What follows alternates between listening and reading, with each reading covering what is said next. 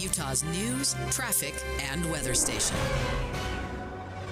It's 9 o'clock at KSL News Radio. I'm Andy Farnsworth. KSL's top story this hour.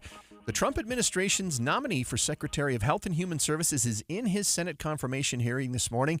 Several protesters have already been escorted out of the room. I am pro-safety. I worked for years to raise awareness about the mercury and toxic chemicals in fish, and nobody called me anti-fish.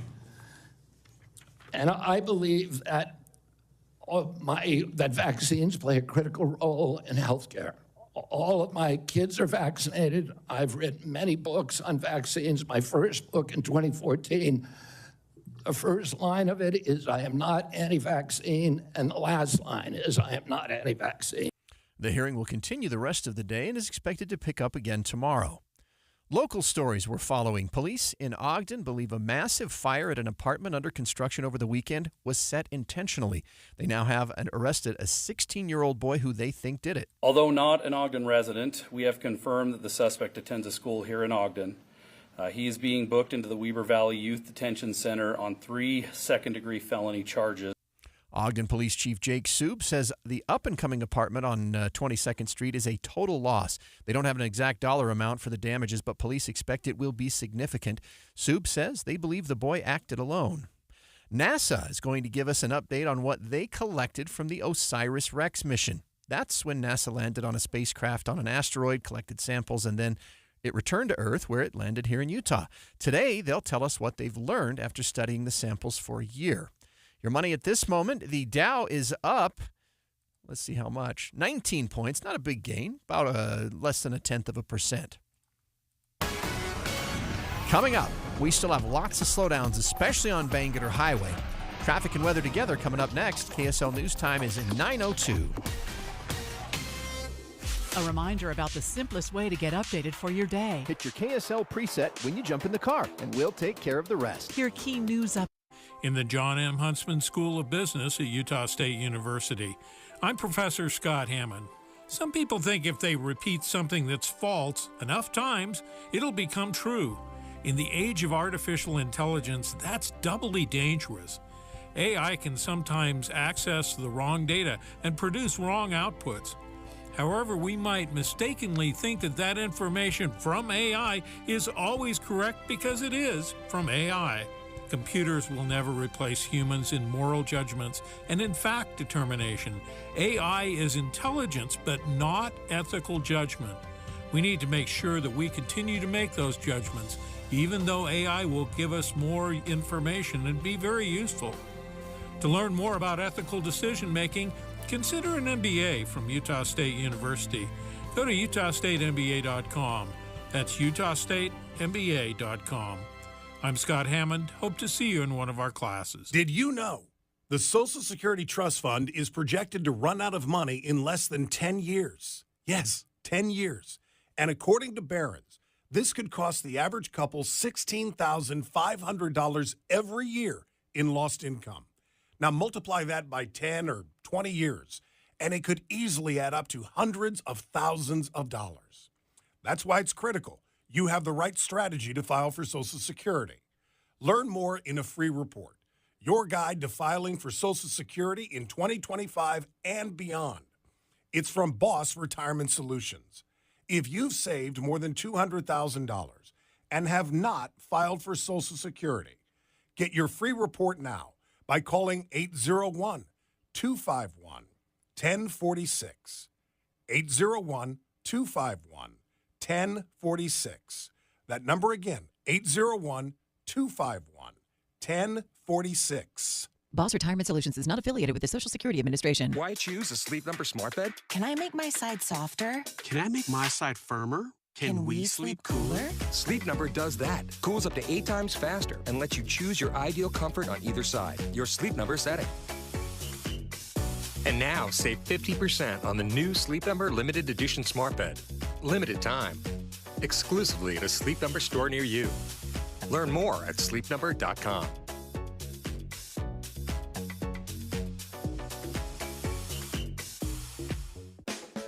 When you're hiring, have you ever felt like you're missing out on meeting great candidates? It seems impossible to find them. Well, They're not hard to find when you know where to go.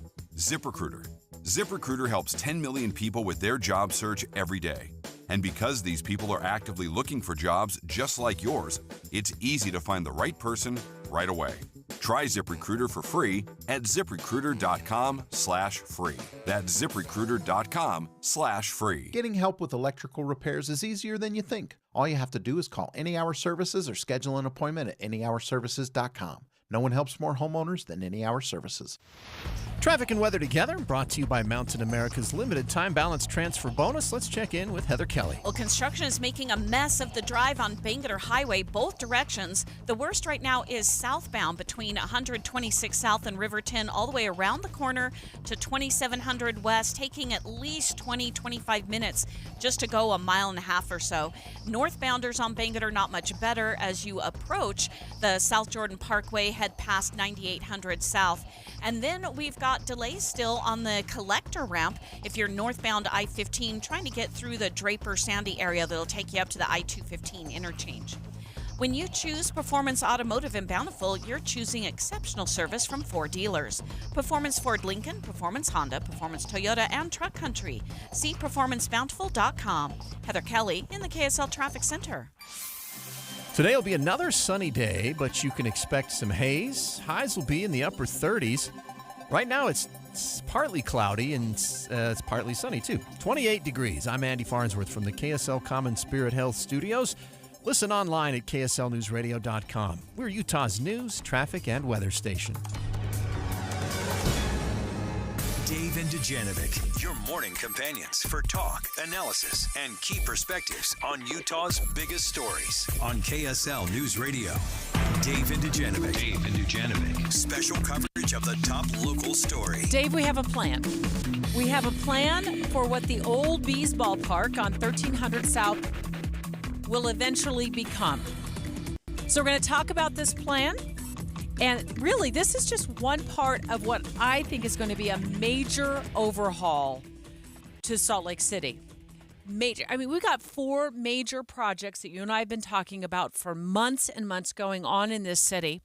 I think it's to the point that if I left Salt Lake City for 10 years and then I came back, I wouldn't even recognize what you'd done with the place. You better not be able to recognize it. I mean, the amount of money that they have proposed to pour into the downtown area is astonishing. I've done the math, I've broken it down, and it is incredible how much money, I guess, investors and politicians think will pour into this place. So let's go over these projects in a moment. We're going to go in depth on what the mayor's plan or the announcement, the city's plan is going to look like. In fact, Dave, can you pull up the map of the announcement on 1300 South? She made this announcement during her State of the City address last night. We're going to get live reaction, including phone calls from our listeners. So this particular plan for 1300 South, now remember, the Salt Lake Bees have moved to South Jordan. They're going to start their season in a couple of months in South Jordan at the new ballpark there. So that leaves the old Bees ballpark wide open to the imagination. And here's just a general idea of what that 1300 South plan is going to look like. And then we're going to scatter around the city and talk about what else has been going on. It's interesting because they did reach out to the public and said, hey, will you just give us your ideas? Bring us let's have a huge brainstorming session, and then let's narrow it down. And there were a lot of really creative ideas where it had this mix of parks and playgrounds and some housing. Does it turn into a giant farmer's market? There were a lot of different pitches, and they finally have settled down on something. What do you see there? Walk us through what you're seeing this will look like eventually once it's done. Well, first of all, they are not bulldozing it and throwing up a bunch of apartments. And I think that was one of the biggest concerns of the area. They thought they were just going to bulldoze it, throw up a bunch of apartments. But I do see a parking garage on that map. There is. Okay, so if you know this area, you know the stadium itself, and then just to the north of the stadium is a big parking lot. So those are the 2 areas that are going to be addressed, right? They're really not branching outside of those two big areas. So, yeah, you've got a public library, a community fitness center, some arts and cultural workshop areas. There's still some parking going to be available, and outdoor performance stages. So they've promised that they're going to have this mixed use area where you can have art contests and displays, as well as an area where you can play around and play some sports. Let's get Amy Hawkins on the line with us. She is the Ballpark Community Council Chair, and my understanding you were at the mayor's State of the City address last night, Amy, when she made this announcement. What's your reaction to this plan to rebuild the 1300 South Ballpark neighborhood, or at least that section of it? I think this is a great compromise. This is exactly what the neighborhood stood up and agreed that we want to see happen. And actually, the mayor's announcement came a little bit ahead of schedule, so that's always a welcome surprise. What's the part that resonated for you personally? Oh, gosh. So the focal point of this second option is this large, flexible, central green space, and that sounds so pleasant to me. Pop-up events like concerts and night markets are wonderful, but I just keep envisioning walking over there every night and just seeing my neighbors as we stroll around, because that's what we can't do at the ballpark right now, right? It's so closed off, but that beautiful green space that we can all go visit on a regular basis. It seems like included in that vision, and Dave, can you turn the monitor around again? I'm sharing Dave's monitor. Wasn't there like a produce market and maybe an area for food trucks as well? Oh, yeah. That sounds great to me, right? That's one of the great things I love about the downtown farmers market is visiting the food truck park when I'm strolling around, checking out my veggies. Does it feel like this is going to bring that neighborhood together? Because there are a lot of homes that have been there for a long time. So do you feel like this has a community draw to it? I think so. I think this has real potential. We don't have many green spaces in this neighborhood. We have Jefferson Park. That's a small park about half a mile to the north. And it'll be interesting to see how we make good decisions about how to use our green space effectively, not duplicate uses, but complement them. I think this will be a great potential. I'm just excited by, I don't know if you've looked at all of the renderings. There are so many to look at. They're exciting. But some of them show that the walls that currently surround the ballpark are not load-bearing. So they've shown us renderings where they're replaced with glass, and they just look so beautiful and really open up that corner of the neighborhood.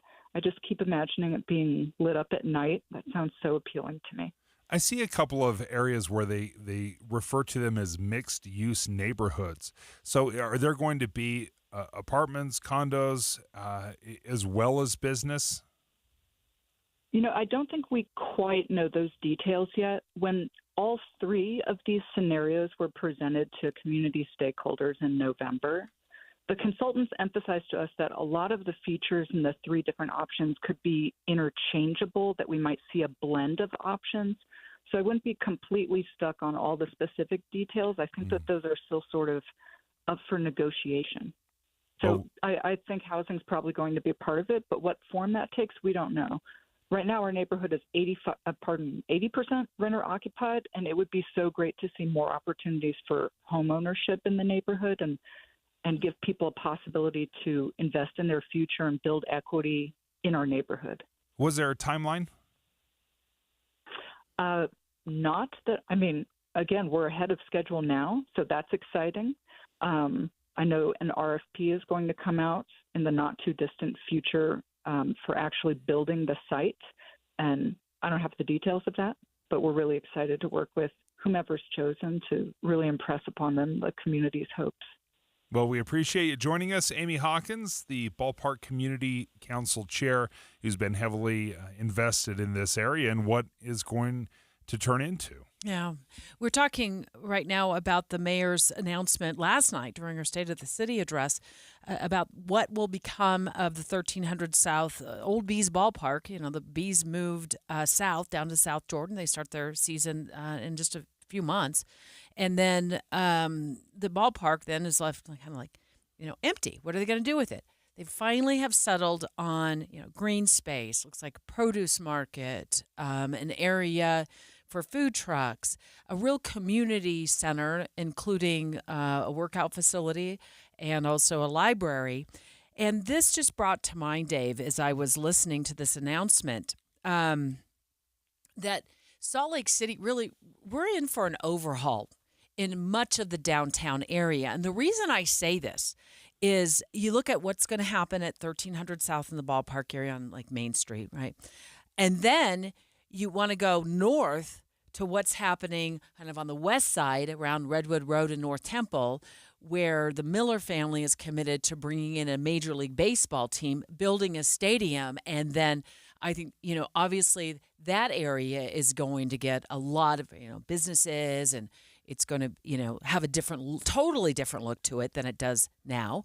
Additionally, we talked, for months about what is happening at the Delta Center now that we have the new NHL team in town. They're going to remodel the Delta Center, and then they're going to remodel a few blocks east of the Delta Center. So that's going to get a whole new look. And just this week, you and I talked to the city about the green loop that they want to put in from, I'm giving a lot of 5th West to 2nd East, north-ish Temple down to 9th South. So I think if I left here for a decade and came back to Salt Lake City, I wouldn't even recognize the place as I drove in from I-15. And I want to ask our listeners to call in. Are you all in on an almost all-new Salt Lake City? Is this get a thumbs up for you? Are you on Team NIMBY? Not in my backyard. I like things the way they've been. 801-575-TALK, 801-575-TALK. We're going to take your live calls in the next few minutes. The price tag is incredible. In fact, the big question I have, so there's 4 big projects that we're looking at. Is there enough private investment out there to do all of this? Because let's talk about those big 4 things that you're talking about: Delta Center, Major League Baseball, the ballpark, and then the Green Loop. The Delta Center reconstruction and then the downtown revitalization project, that's going to be $3 to $4 billion. That's what the Ryan Smith team has said. We expect $3 to $4 billion in investment on just those 2 blocks.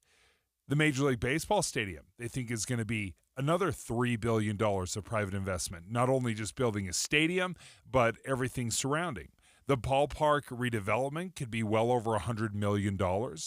And then the Green Loop, $350 million. So you're doing a little finger math here. You're looking at somewhere between $6 and $8 billion of investment over the next 6 years, 10 years, maybe at most. Are there enough companies out there that can look at Salt Lake and say, oh, I want to make $1 billion investment? Because that concerns me. It concerns me when you have so many projects out there. Do you have enough construction workers? Do you have enough artisans? Do you have enough planners? Do you have enough willpower to basically destroy, or really overhaul this area? Because it's going to be a ginormous headache when you undertake something of this magnitude. A ginormous headache for business owners? Business owners, anyone that works downtown, anyone that lives downtown. When you have this level of construction, you are shutting down entire blocks, and you're having to reroute everything. And if you aren't familiar with the Green Loop, maybe you missed our discussion earlier this week about it. That specific project would go from 5th West to 2nd East, 9th South to about North-South Temple-ish. And what the city envisions, in a nutshell, is transforming this area into more green space, more trees to cool the area down, and less cars. And what you're saying, Dave, is it sounds like you might be on Team NIMBY at this point. Not in my backyard. Not until you can show me the money. or how this is going to be financed. 801-575-TALK. Are you on Team NIMBY? Because Dave is sounds like he's inching toward that team right now. Not in my backyard until you can show me the money and how we're going to come up with all of this funding. Is it going to be taxpayer funded? Is it going to be private business funded? Hi, Justin. Are you on Team NIMBY? Dave's inching that way. I'm not quite ready to make him the coach of Team NIMBY yet, but it sounds like maybe he's a little nervous about the funding. Yeah, I think we need to look at ourselves and say, where is the funding coming from, and how are we going to be able to pay for that? And I think I could name probably 100 things that we could use that funding for more at the moment than, to just spend it on. I think it's really great to have some green space and have all those things, but to keep that safe and to keep homelessness and stuff from moving in there, it's very difficult. They tried to do that downtown in the Rio Grande project, and the Department of Public Services spent millions of dollars, and kind of basically at this point they're like, there's not much we can do about it anymore. So I just think that there's kind of going to be a hard backlash to that we're not really taking a solid look at, and we could be using this funding for maybe more affordable housing or other places. We are talking about billions and billions of dollars of an investment. Now, hundreds of millions, well over $1 billion of this would be public funding. So it would be taxpayer dollars. We already know that the Delta Center has earmarked, so to speak, $900 million. This is, a 30-year project, but $900 million there. $350 million for the Green Loop. The ballpark, how many tens of millions are going to be spent on that? And what's that return on investment? Is that really going to bring so many companies into this area that it justifies all this capital investment? You see, I look at this as a way to save Salt Lake City's future, though. I think it's exciting. I think they've recognized they've got to do something to attract more people to live downtown, try to entice families to buy downtown. I know housing is expensive, and I don't quite have a vision of how that works out for family, but there's got to be some plan for the future to really revitalize downtown. Salt Lake City is a really, really important economic driver for our entire community. And I think one of the other issues we're still trying to overcome is getting people back downtown after COVID and the pandemic shut down downtown. This is not a short-term solution to that, because these projects are going to take years and years. In fact, we don't even know if we have a Major League Baseball team on the horizon. I suppose we'll know that soon, and I'm sure those who know how to, attract a Major League Baseball team are working feverishly behind the scenes to get us one here in Salt Lake City. But we've got to do something, Dave, I think. We tried with Gateway. It was great for a while. It's kind of puttered out. Justin, our caller, just brought up what's happening with the Rio Grande area, which is just a little bit, just south of Gateway. That was once a homeless shelter, and they're still trying to adjust and figure out what to do with that. But Julie, it sounds like you live in Riverton. What do you think about this revitalization and this overhaul of the downtown area, at least an almost overhaul of the downtown area? I think it sounds like a great idea. And my primary comment is we're living temporarily in Omaha, Nebraska, and they have an open area called the Gene Leahy Mall. So I would just like to suggest that as a place to come and visit and see how it can look.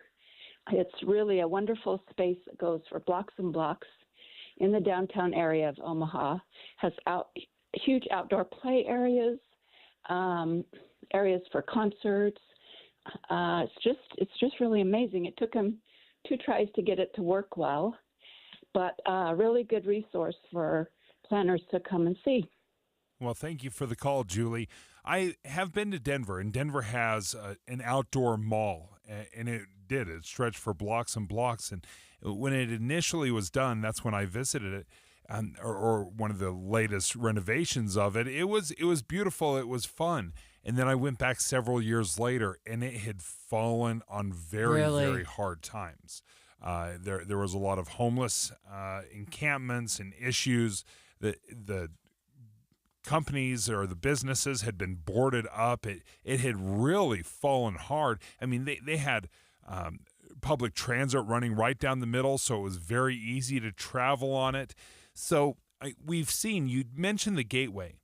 We've been told this before, like we've got to bring something big downtown to revitalize it. So we tried to do that with the Gateway. We tried to do it with CCM or the City Creek, the Gallivan Center that was built years ago, with this promise of all these outdoor events and how cool it's going to be. I went to the Gallivan Center website. Do you know what's on the calendar? Food trucks. Food trucks every Tuesday or every Thursday. So it always comes in with these big promises, but can we actually deliver? Straight ahead, millions of federal workers get an email with the subject line, "Fork in the Road," offering them a buyout equal to 8 months' pay. To accept, they have to click reply and type the word resign. But before hitting send, KSL legal analyst Greg Skordas says, consider this. He'll tell us what this is next.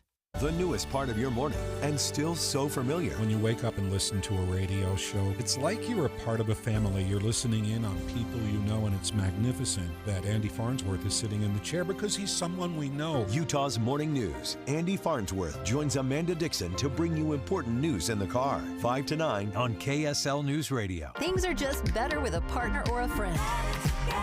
And when it comes to losing weight, Soda Weight Loss makes it easier than ever to let go of the weight for good. I'd been wanting to lose weight, and I tried on my own. I'd been seeing things for soda, and so we talked to the nutritionist and loved every bit of it. I couldn't be happier, honestly, with the result. Join with a partner and only pay for one.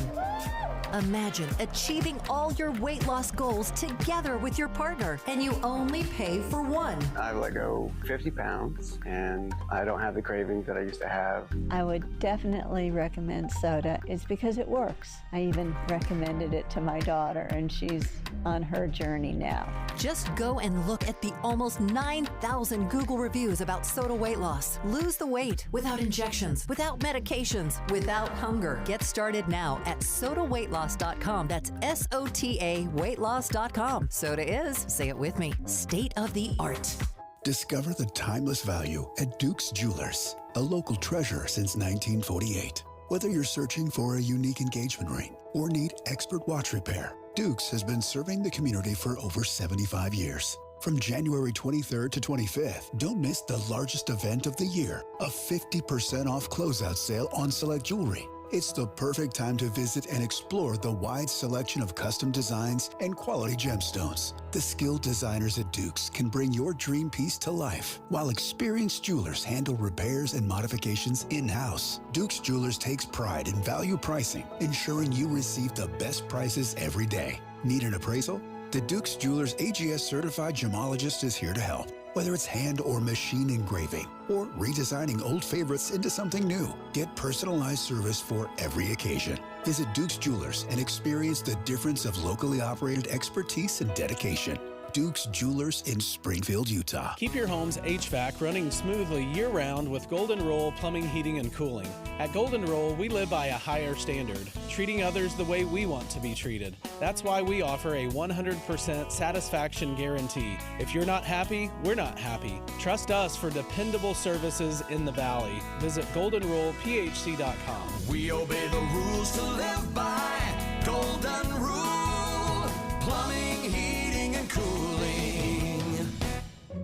AMCO presents Bet You Didn't Know.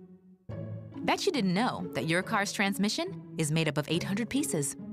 Also, bet you didn't know that AMCO's fixed over 40 million transmissions and that AMCO offers a nationwide warranty. Check out AMCO's multiple financing options so you can fix it fast and pay it off slow. That's AMCO, AA, MCO. Jeff Kaplan. When you're online, that's sometimes a source of fourth-hand information. Somebody does the reporting. Another website Googles, they find it, they rewrite it, and by the time you read it, you know the old game telephone. But KSL is a source of primary information. We have reporters on the street. They're out in the field finding out the details. And the difference between online and KSL News Radio, night and day. Jeff Kaplan's Afternoon News, 3 to 7 on KSL News Radio. 9:30 at KSL News Radio. I'm Andy Farnsworth. KSL's top story this hour. We're keeping an eye on Capitol Hill, a bill that would require app stores to ask for age verification and parental consent before downloads is heading to the Utah State Senate floor. Melissa McKay from Digital Childhood Alliance has been working with Senator Todd Weiler on the bill. Without verified age data, they can't effectively comply with laws like the Children's Online Privacy Protection Act or implement age-appropriate safety defaults. Dozens of people spoke during the committee's public comment period yesterday with a nearly even mix of those who were for and against it. Those who oppose the bill say it gives companies more of our children's data, but the supporters say these protections would go a long way in keeping kids safe online. The committee passed the bill with a 7-0 vote. A Utah lawmaker says our schools are seeing a huge influx of kids who need help learning English. Now, Representative Candace Perucci wants to set up an emergency fund where some schools can apply for help to meet the demand. This is an opportunity for us to make sure we're getting the resources right to the front line of education, which is to the teachers. Perucci told a House committee this week this is something teachers around the state are seeing. She says the Jordan, Alpine, and Canyon school districts have all seen more than 100% increases in new students who need help learning English. The bill is now headed to the full House for a vote. Our top national story this hour from ABC News. President Trump's nominee for Attorney General Pam Bondi has cleared the Judiciary Committee. Now, all she needs is the full Senate's support, and she will be the next Attorney General. We're watching closely, and we'll provide updates as we get them. Your money at this moment, the Dow is up 12 points to 44,862. Coming up, we've got warmer temperatures at the end of the week, but haze before that. Weather and traffic coming up next. KSL News Time 9:31.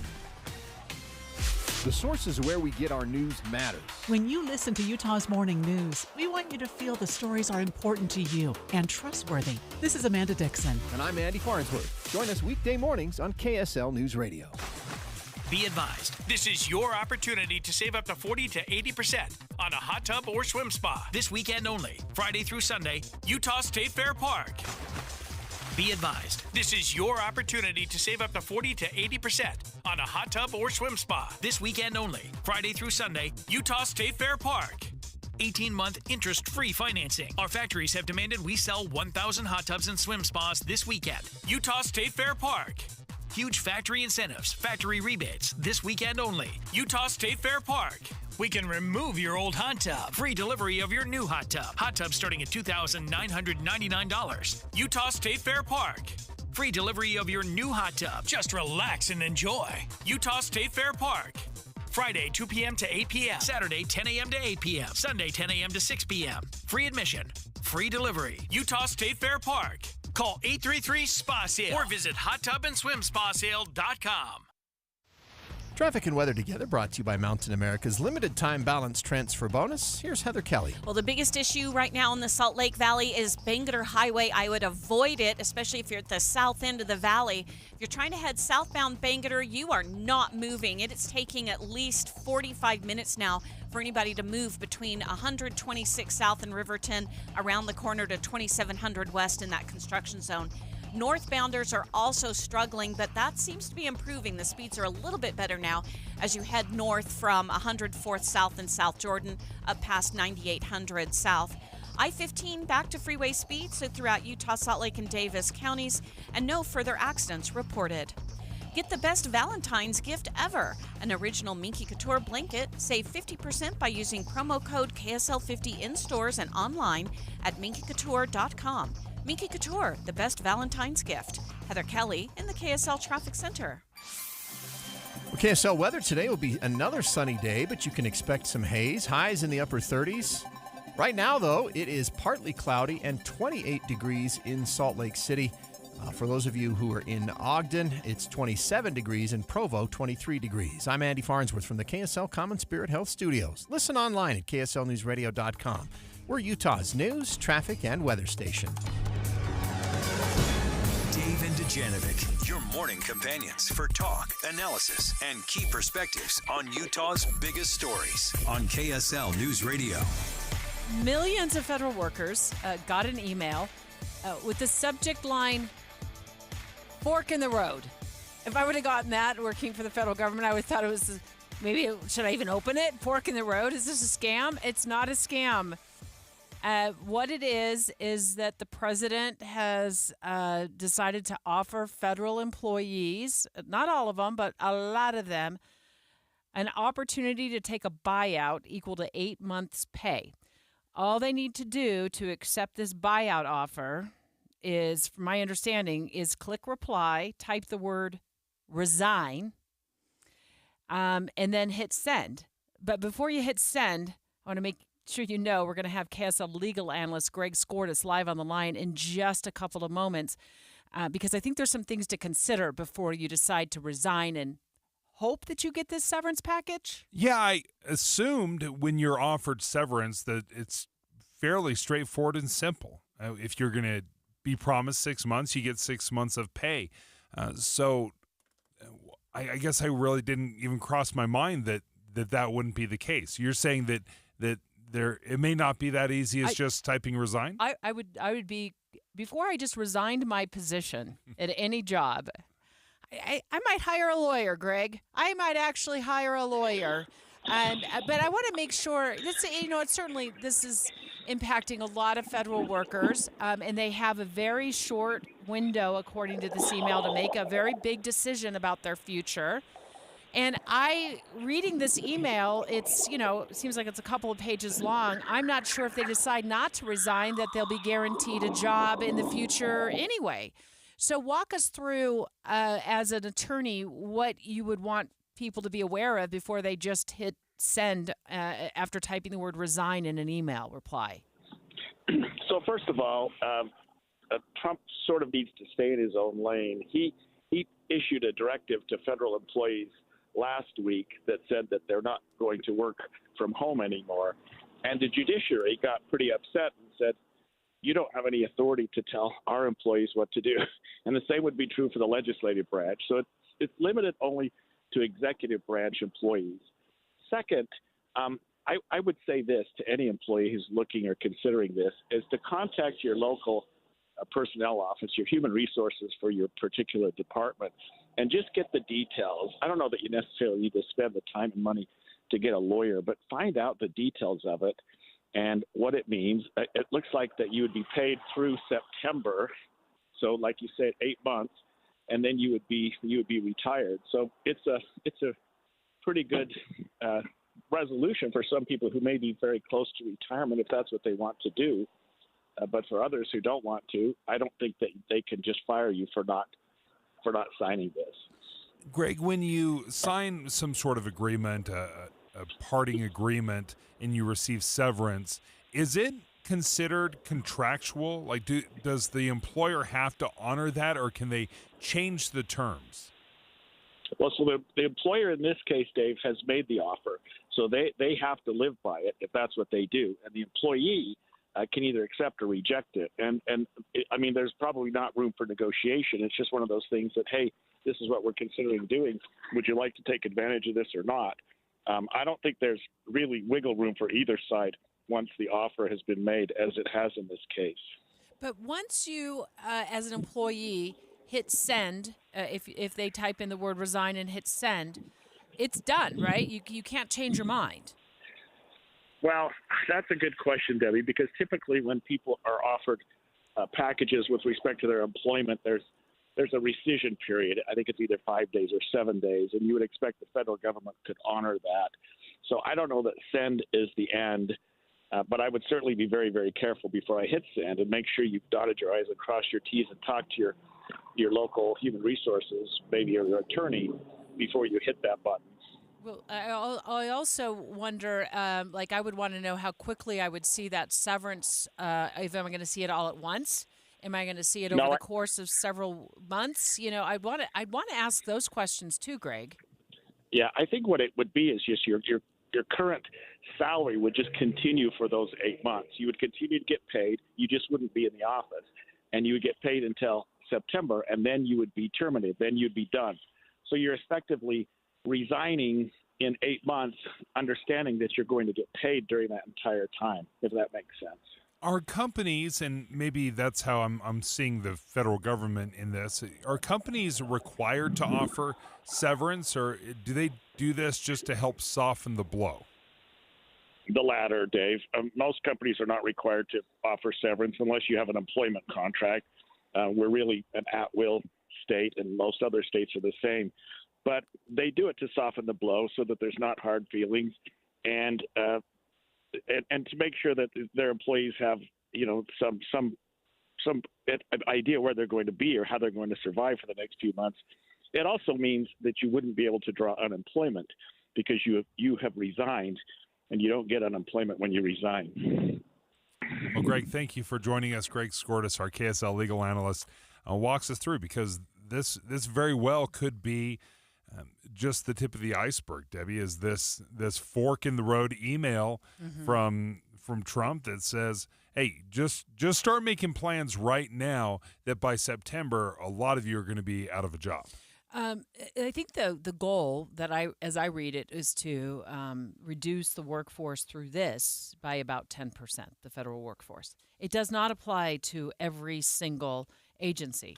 It does not apply to military personnel. It does not apply to Postal Service employees. It does not apply to immigration enforcement positions.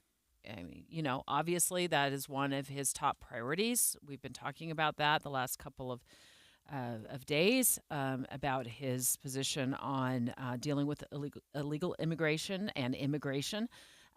Does not affect national security roles. And there might be some exclusions based on whatever agencies somebody works for as well. But this email, Fork in the Road, went out. It seems like it went out yesterday, January 28th. And it gives an offer to federal employees, millions of federal employees, to take severance pay through the end of September. And I can't help but think of Elon Musk and the role he's played in this.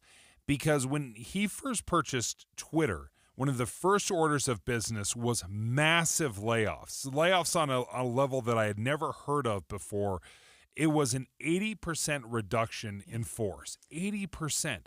And very similar to what they were offering right now is huge severances, return to work, no remote working. So I think what we're seeing here is Elon Musk very much pushing President Trump, saying, hey, let's just see how much we can reduce and still function. So my mind went to federal employees are getting this email and are faced with this very big decision, and that they apparently have to make it by February 6th. In the email, it says, it like literally writes the resignation letter for the employee. Please accept this letter as my formal resignation from employment and my employee agency effective September 30th. I understand that I have the right to accelerate, which means, leave earlier, but not extend my resignation date if I wish to take advantage of the deferred resignation program. There's got to be a lot of families in Utah. There are thousands of federal employees here who are looking at this, maybe fearful of what the future holds for them financially, maybe considering whether they stay or should they go. If they don't take it, will their job still be there down the road? There's some really big decisions that have to be made by families after getting this letter.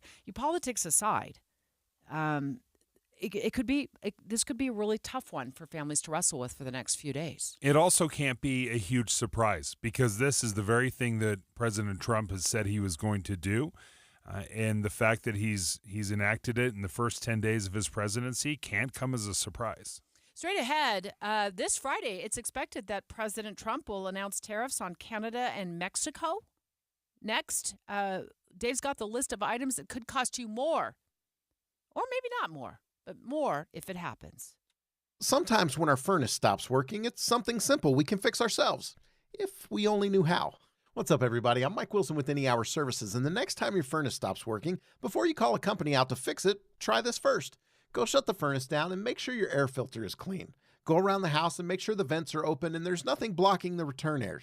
If it's been a while since you've changed the batteries in your thermostat, go ahead and do that too. Then go turn the furnace back on, and if it stays on, you're probably good. If it stops working again, you're probably going to want a technician to check it out. If you don't know one, Any Hour Services has a special offer for any homeowners listening. One of our HVAC technicians will diagnose and troubleshoot your furnace for only $29. Then they'll explain what they found and present you with repair options. And don't worry, our technicians service all brands. Call Any Hour Services and let them know you heard about this $29 troubleshooting special on the radio. 801-443-7400. You can Google Any Hour Services. You can even schedule online at anyhourservices.com. No one helps more homeowners than Any Hour Services. Progressive knows finding your new home was a dream come true. You wanted a colonial with high ceilings, hardwood floors, and a peaceful neighborhood. And you found it. Now, every Saturday at 6 a.m., you get to wake to the sound of your neighbor's leaf blower. Progressive can't save you from your noisy neighbors, but we can save you money when you bundle your home and auto with us. Get a quote at Progressive.com.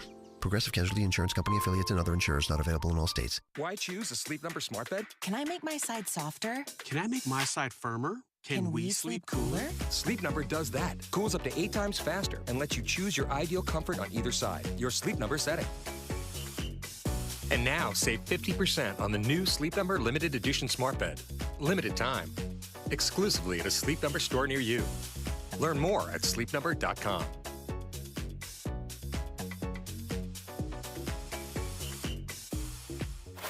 Dave and Dujanovic. There's been a lot of talk about tariffs out of the Oval Office, even on the campaign trail. Nominee Donald Trump was talking about implementing tariffs, Mexico and Canada. Now President Trump is talking about it. So Dave's got a list of what price increases we could see. We could see, because he's been looking into this, if indeed the president decides to implement tariffs. I've heard February 1st is the date that we might hear a decision on this, which I believe is Friday. The three big countries that are in the crosshairs right now, it's Mexico, Canada, and China. And President Trump has already told Mexico and China to expect a 25% tariff. Fact check. It's Saturday. Go ahead. It is Saturday. So extra day. Will this be an actual 25% tariff, or is President Trump has indicated this is just a starting point and this is perhaps a negotiating tactic? But we had a chance to talk to Sarah Foster from Bankrate, and I wanted to know the argument for the tariffs. Like what is going on in President Trump's minds and those around him that thinks that this is a good idea? A tariff is simply put a tax. And just like property taxes or sales taxes, they apply towards the goods that are being imported into the U.S. It's, a lot of the question really comes down to who pays that tax. Technically, it's whoever's importing the good, and most of the time that's U.S. companies. But research really shows that companies ultimately end up passing along those higher expenses in the form of higher prices to consumers. So the concern would be if I'm picking up the vast majority of my vegetables from Mexico and there's a 25% tax on vegetables, am I just going to see immediately the Brussels sprouts are now a quarter more, per pound? Then, yeah, that's kind of what it would look like largely. It's not always so simple. So again, when I was talking to Sarah Foster about this is some of what President Trump is trying to accomplish with these. Really, proponents behind tariffs see it as a strategy for reinvigorating manufacturing activity within the United States. So it's no secret here that lots of jobs have been lost over the past several decades to offshoring. And tariffs are really a strategy that by making it more expensive to import a good, in theory, a company might look to maybe find that good somewhere else where it's cheaper, potentially a country that doesn't have a tariff, or, best case scenario within the United States. So what I realized as I was looking through this Washington Post article, it listed all the things that we're importing, or many of the things that we're importing, and then who is the primary provider. Okay. And it was staggering, Debbie, to look at the everyday things that we eat in our lives, that we use in our lives, that are produced outside of America. Mm-hmm. It made me realize that very little of what we have here in this country is made in America. So can you take me down the path that I've been most curious about in all of this tariff discussion is as if these tariffs are implemented, and that's what we're talking about right now, by week's end, we could know if President Donald Trump is going to implement tariffs on Canada and Mexico, maybe China, what that would look like to my pocketbook potentially. Like, let's say I don't need one, but let's say for some reason I end up, you never know when you might need to buy a car, right? Let's say I need a car in a year and a half or so, and there's these tariffs that have been, implemented. Do you have some sort of a list, Dave, of what a price hike could look like if the importer passes the tariff on to me? So what is difficult about tariffs, and you can't really draw a direct line. It's not easy to draw a direct line from this tariff is going to cost this on the new product, because oftentimes we're not talking about just this self-contained Brussels sprout. Oftentimes, if we're talking about cars, for example, there are steel and aluminum tariffs that Trump put in his first 4 years. Well, that's just a part of the car. That's just elements of the car. Mm-hmm. So the entire car is not going to cost you an extra $15 or 15%. It's going to, or 25%. It's just going to be 25% on the certain parts that are being used. Now, there was an estimation that those steel and aluminum tariffs back in Trump's first year added about $700 to the car. Okay. The car is $700 more expensive because of those tariffs. So there's no current list then of price items that I need to be aware of what I could be looking at? It's nearly impossible to draw that direct line. What I can say and what I can show you from this Washington Post article are the items that are largely coming from Canada, Mexico, and China. So give us a list. So obviously, when we're looking at vegetables, a huge amount of our food, vegetable, comes from Mexico and Canada. About 50% of all of our vegetable comes from Mexico. More than 25% comes from Canada. Bakery products, not made here in your downtown bakery, that's coming from Mexico as well. Liquors, wine and beer, that's coming from France and Italy. Your shoes are coming from Italy. Frozen fruit juices, Mexico. So a lot of that food is not being produced here. It's being imported. Now, I know from reading stories that Apple does a lot of work, Apple, iPhones, AirPods, etc., does a lot of work in China. So is that on the list? Like these electronic products might increase in price? Exactly. Some of the biggest things from China, if we're looking and focusing on China, obviously you're right. When you're talking about televisions, video equipment, stereo equipment, all of that, largely made in China. There's some that's being made in Vietnam. One that surprised me more than anything is cookware, cutlery, and tools. Almost 80% is being manufactured in China. Toys, games, sporting goods, China. So it hits so many aspects. Well, and cookware isn't necessarily really expensive, but when you add in, I guess unless you buy the really high-end pots and pans, which I generally don't, but, if you add in, knives, you need a set of knives. Now you need forks, now you need spoons. And then you add in toys and games, and then your kids play sports, and so they need a new baseball bat or they need a new basketball, and that is manufactured in other parts of the world where a new tariff is assessed as it's being imported. Then you start to see where this could really potentially add up if the importers pass the cost on to consumers. Yeah, it's not just large ticket items, right? Because sometimes we think, is 15% or 25 or 30% tariff on a car would be astronomical. This, to me, feels it's going to feel more nickel and dime stuff, the everyday stuff that we buy. Did Sarah Foster with Bankrate talk to you about the ways companies, implement these tariffs and pass along the costs? Yeah. Go ahead and play that. You could also see companies, maybe like retailers, big box chains like Walmart, Target, maybe they don't increase prices on the items that have a tariff directly imposed on it, but they pass along those higher prices into other goods where maybe demand is a little bit more stable. Essentially, the question of if I can't make that money back on this product, what can I continue to sell and where do I have more pricing power?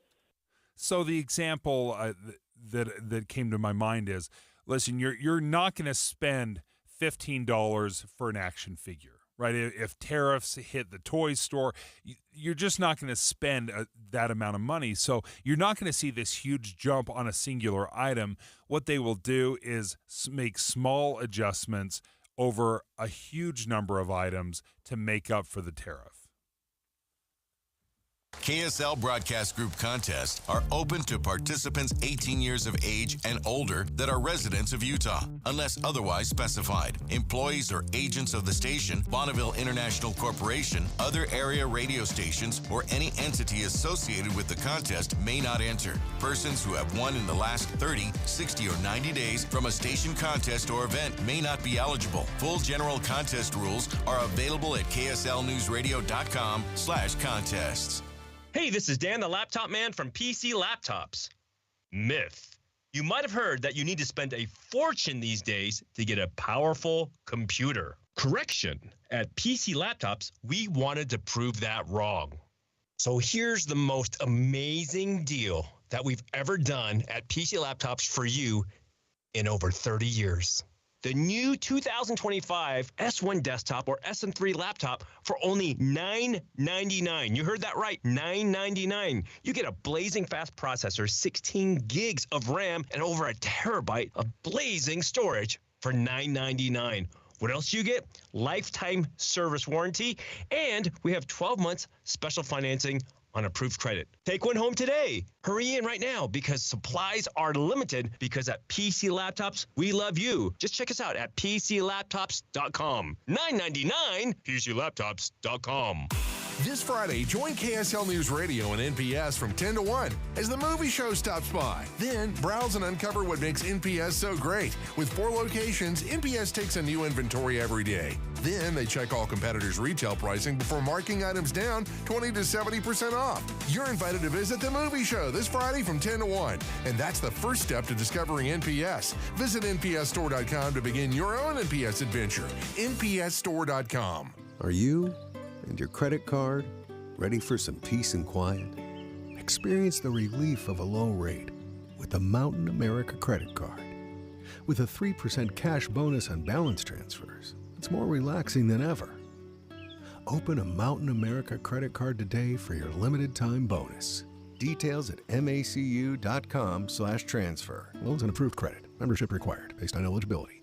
Offer can change or be withdrawn at any time. Terms, conditions, and restrictions apply. In 2024, dating is a disaster. We've been ghosted, breadcrumbed, stuck in situationships. Hi, I'm Debbie. I'm Caitlin. Welcome to our new podcast, Dating at Her Age. Dating has been so dicey for us, so we asked KSL, can we launch an all-new podcast about it? People use these dating apps. You're not really dating when you're on the dating app. Dating at Her Age, brought to you by Mountain Home Services. A new episode drops every Thursday on KSLNewsRadio.com.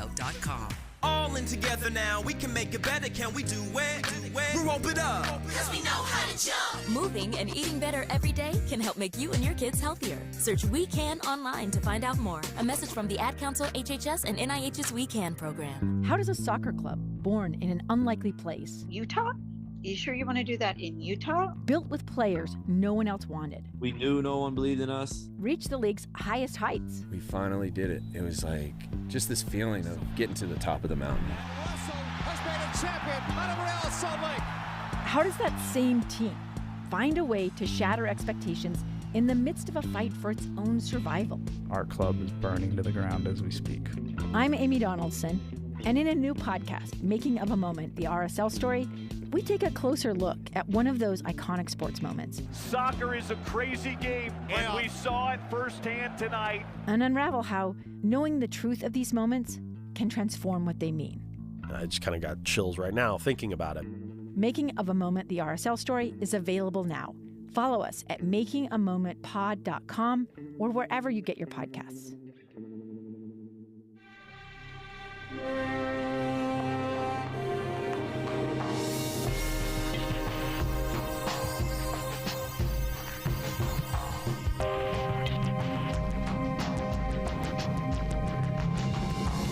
KSL FM Midvale. KSL Salt Lake City. From the KSL Common Spirit Health Studios, this is KSL News Radio. Utah's news, traffic, and weather station. It's 10 o'clock at KSL News Radio. I'm Andy Farnsworth. KSL's top story this hour. We have a better idea now of what will happen with the Smiths ballpark now that the Salt Lake Bees have moved to South Jordan. Salt Lake City Mayor Aaron Mendenhall said they'll be going with what residents have come to call Design Scenario 2 for the Smith Ballpark area. The plan includes building a community park, housing, retail, and creative spaces. KSL News Radio's Brianna Willis reports the mayor plans to release a more detailed plan this spring. Our top national story this hour from ABC News. We just learned the Justice Department has abandoned all criminal proceedings against President Donald Trump's two co-defendants in the classified documents case against him in Florida. Mr. Trump's valet and the Mar-a-Lago property manager were charged with conspiring to obstruct an FBI investigation. Today's move essentially closes any chance the case against them could be revived in the future. Happening right now. NASA scientists are giving an update on what they collected from the OSIRIS-REx mission. That's when NASA landed a spacecraft on an asteroid, collected samples, and then it returned to Earth, where it landed here in Utah. Your money at this moment, the Dow is down a bit now, 12 points to 44,838. Coming up, we're going to be on repeat with the weather for a few more days. Traffic and weather together is next. KSL News Time, 10:01. Mornings are for recharging. And they're for starting your day right. We volunteer to join you in the car. Get news and weather at 102.7 FM during the most important part of your day. Andy and Amanda, each morning between 5 and 9 on KSL News Radio. Are you in search of a fulfilling career where you can work on a team that provides you room to grow, learn, and thrive every day? Focus Engineering and Surveying is looking for individuals to join their team who take pride in the customer service they provide and have a passion for their clients to be successful. No experience in engineering, CAD design, or surveying? No problem. Focus will train those who fit their team culture for rewarding careers in surveying and CAD design. If you can align with the core ideology and the Focus team culture, if you're internally driven, team-oriented, client-focused, and love personal development and growth, Focus Engineering and Surveying is the place for you. Enjoy a positive work environment and paid internship opportunities, plus fantastic benefits like great health care with 80% employer-paid premium and HSA matched up to $200 per month, 401k, vacation, even annual performance bonuses. Start your journey towards your new and fulfilling career. Apply now at FocusUtah.com. That's FocusUtah.com. Everywhere you look, things are getting more expensive. So at Consumer Cellular, we're lowering the price for those 50 and up. Now you can get unlimited talk, text, and data for $30 a line when you buy two. That's just $60 a month for 2 unlimited lines. So if you're 50 and up, make the switch and save. Come on, you've earned this. Call 1-888-FREEDOM or visit consumercellular.com today. Requires 2 lines of service, age validation, and credit approval, subject to system and area limits, taxes, and other fees apply. This is a story of the one. As a maintenance specialist for university housing, he knows college students can major in wear and tear. Plus, housing so many students doesn't leave a lot of room to house all the supplies he needs. That's where Grainger comes in. With over 1 million industrial-grade products and fast, dependable delivery, Grainger carries the quality products he needs so he doesn't have to. From a new door hinge to a whole new faucet. Call, click Grainger.com, or just stop by. Grainger, for the ones who get it done. Any Hour Services can help you make sure your furnace keeps you warm this winter. Whether you need a tune-up, a repair, or a second opinion about replacing it, call Any Hour Services or visit anyhourservices.com. Traffic and weather together, brought to you by Mountain America's limited time balance transfer bonus. Here's Heather Kelly. Well, traffic is finally thinning out on Bangerter Highway. We still have a bit of congestion, though, through the construction zone if you're heading south, away from 134th South, and then around that curve to then head east toward 2700 West. But the delays northbound through 9800 South construction zone, those are gone. I-15 looks great right now through Utah, Salt Lake, Davis, and Weber counties. No accidents reported either northbound or southbound, and a pretty good drive if you're heading into any of the canyons. Murdoch Auto Team is celebrating 100 years of winter journeys at Murdoch Chevrolet. Right now, take up to $6,500 off a 2025 Silverado or up to $9,000 off a new Suburban. Heather Kelly in the KSL Traffic Center. Well, KSL weather, the haze will keep building over the next 3 days with a high today of 39 degrees, 40 tomorrow, and then 45 on Friday. After that, we see some rain move in along with warmer temperatures. Right now, it's partly cloudy and 30 degrees in Salt Lake City. I'm Andy Farnsworth from the KSL Common Spirit Health Studios. Listen online at kslnewsradio.com. We're Utah's news, traffic, and weather station. Dave and Dujanovic, your morning companions for talk, analysis, and key perspectives on Utah's biggest stories on KSL News Radio. Eye on the Hill 2025. Special coverage with Dave and Dujanovic. You know, Dave and I have talked so much about kids, their mental health when they use social media. Okay, but here's a twist. A Utah lawmaker wants to mandate in state law that kids should get a cut of the money when their parents use their children to earn an income through social media. So you've seen these videos with parents and they feature their kids, and then they are able to earn an income from these videos that land on YouTube or other social media platforms. Well, Representative Doug Owens, who's going to join us in just a moment, wants to make sure kids are getting compensated too, not just their parents. This is very, very interesting to me because my initial reaction is, what are you talking about? Like, are we seriously concerned about kids getting a cut from their parents' paychecks because we don't do enough for kids? Because I don't charge my kids rent. I don't charge them for food. I don't charge them for anything. I pay for everything, right? And I don't ask for anything in return. So if there are parents out there with social media and that is their job and they are making money off of it, do you really have to divide that up and start giving it to the kids? And then if that's the case, what's next? You're going to start charging the kids for food, for rent? Like, this is not a business transaction, and I'm hesitant anytime we start crossing lines from parents and saying, you know, the parents and the kids are going to start being involved in a business transaction. Well, aren't these kids being put to work by their parents? Now, let's just say it's not a social media video. Let's just, I mean, you've had a family business, so you put I worked in our family business. When you work in your family business, you generally, you would get paid, right? Or do you just put your kids to work and then they never get paid? I chose to pay them, but some families I know will have their kids work, and they don't pay them directly, but they'll say, hey, if you do this job, then I'll pay for your new baseball glove, or you can sign up for this athletic event, or whatever it might be. There may be some bartering, but this would be putting it into law that you're required. Representative Doug Owens, good morning. Good morning. Nice to be with you. Thank you so much. Did you hear Dave's take? What did you think of that? I did, and I totally disagree with him. Well, not totally. I think Dave's right. He's got a point when you're doing a family business or the kids are chipping in around the house. That's good and healthy. What we're trying to be concerned with this bill is the situation where the family is making a lot of money. It is a major financial enterprise for the family. The kids' lives are upended to produce content for the parents, and they get to be adults, and parents have made a lot of money and don't have anything to share with the kids. Really, it comes out of the typical film production scenario where child actors are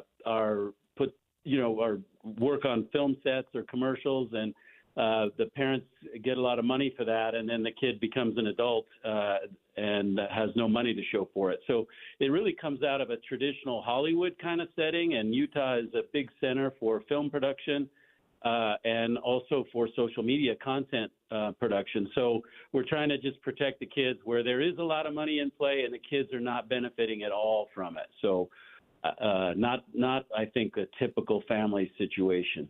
I watch some of the social media accounts. My kids have followed a lot of these family vloggers and have enjoyed their content very much. And you're right. There is the kids are highly featured into it, but also what I've seen is, hey, kids, we're going to go to Disneyland. We're going to vlog it. We're going to watch it, and we're going to maybe create some content that way. But it's the parents or an editor or a photographer that is doing all the back end work. The extent of the kids' work is, hey guys, we get to go to Disneyland. Now we're gonna pay you for that as well. Well, I think the bill doesn't require all the money, right? Like, you're right, Dave. There's going to be costs that the parents are putting in a lot of work too. But where the kid is putting a lot of work, the idea is if they're in the video a high proportion of the time, that 15% of the income that gets earned ought to be put in trust for the kids or the kid or the kids who are doing that content creation for down the road. So it's a small percentage. We're trying, and that percentage might need to be adjusted, Dave, but some percentage ought to be protected, because there are, in the history of film production, there have been a lot of famous child actors who get to adulthood and have nothing to show for it. And so we're just trying to find the right way to thread that needle and allow parents to have, do that work and get their expenses covered, but not leave the kid entirely out in the cold when they reach adulthood. It's Representative Doug Owens live on the line with us. He's talking to us about a piece of legislation that he has put forth on Utah's Capitol Hill to protect child actors. And we're in a new era where child actors can sometimes mean, children who are told by their parents to act on social media, and their parents collect money for that through the social media apps or through advertisers that sponsor them. And then when the kid grows up, there's not any money left for the kid who's done a lot of work for this. And you're saying 15%, Representative, would be set aside is it of the like annual income? Is that what is that the number is? Okay. Yeah, and where that's open to discussion, that is typically what's been the case for traditional film actors, 15% in states that have this protection. I think it's time we did that for residents of Utah. There's another important feature of the bill I wanted you to be aware of, and that is this bill would, when the kid reaches adulthood, they can ask for the content provider to take content down. And not have it shown, because sometimes people regret some of the videos they made as kids. So like there might be an episode where somebody's had under anesthetic for getting their wisdom teeth out, and they say kind of crazy stuff, and they get to be an adult and they don't like that. And this gives them the right to remove that content as an adult and not have themselves defined forever online by some crazy that happened in their childhood. So we think that's an important protection for the kids as well. That's another part of the bill. So what happens if you have multiple kids in the video? So I think of a family with 4 or 5 kids. Do you just divide up that 15% amongst all the kids, or are you going to have to determine who's in it the most and who's in it the least, and they get a different cut? It's divided up, Dave. Yeah, that we're not. If you're in it more than, I think it's 30% of the time, and these are factors that can be adjusted under discussion, right? The bill draft, it can be discussed and changed at this point. But once you're in a certain percentage of the video time, you're entitled to your share of that 15%, and that's, however, the 15% is set aside for the kids that are in the video. It's pretty simple math,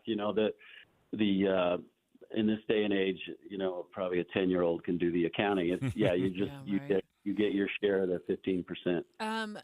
Who polices this? Is it something that the kid needs to file a lawsuit against their parents if they get to adulthood and there's no money in the savings account for them? There's not.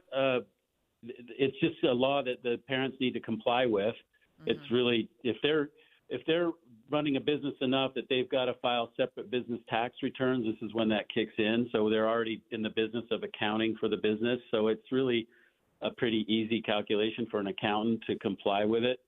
We're hoping we get compliance from the parents. Really, it gives the kids a claim later in life if their parents didn't take care of them.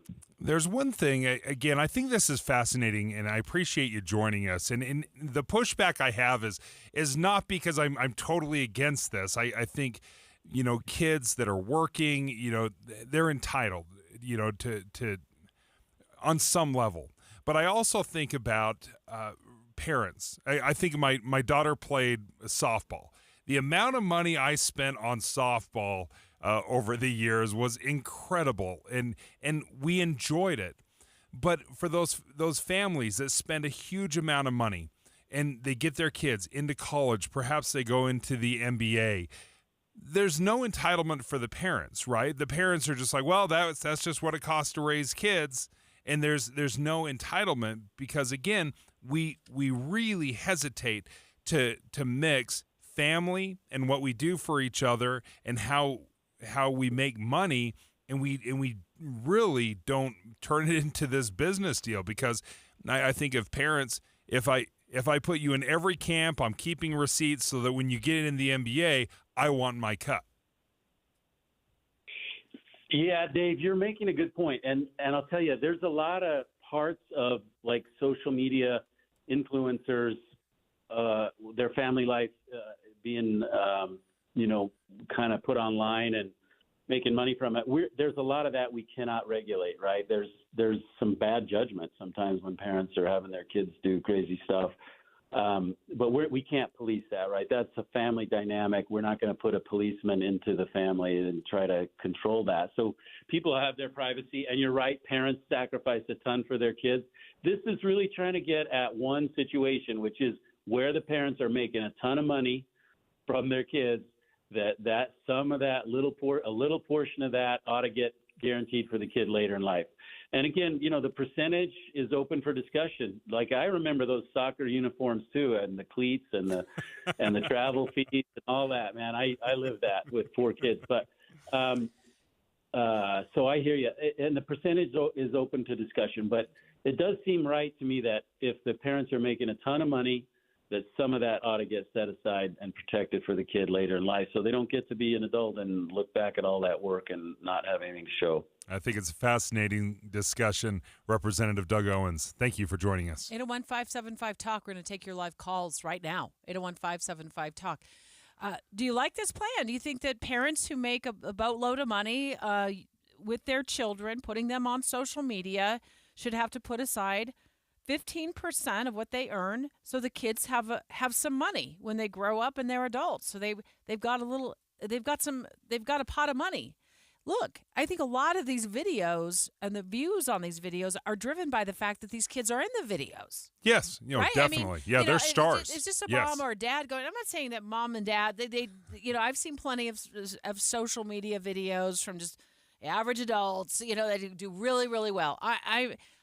But these kids are told to do this by their parents, and whether they like it or not, many of them are put online, and then they apparently, if this law goes through, won't be in perpetuity. But that video could live and live and live, and could still live on, even though it's deleted, because there's probably other recordings out there.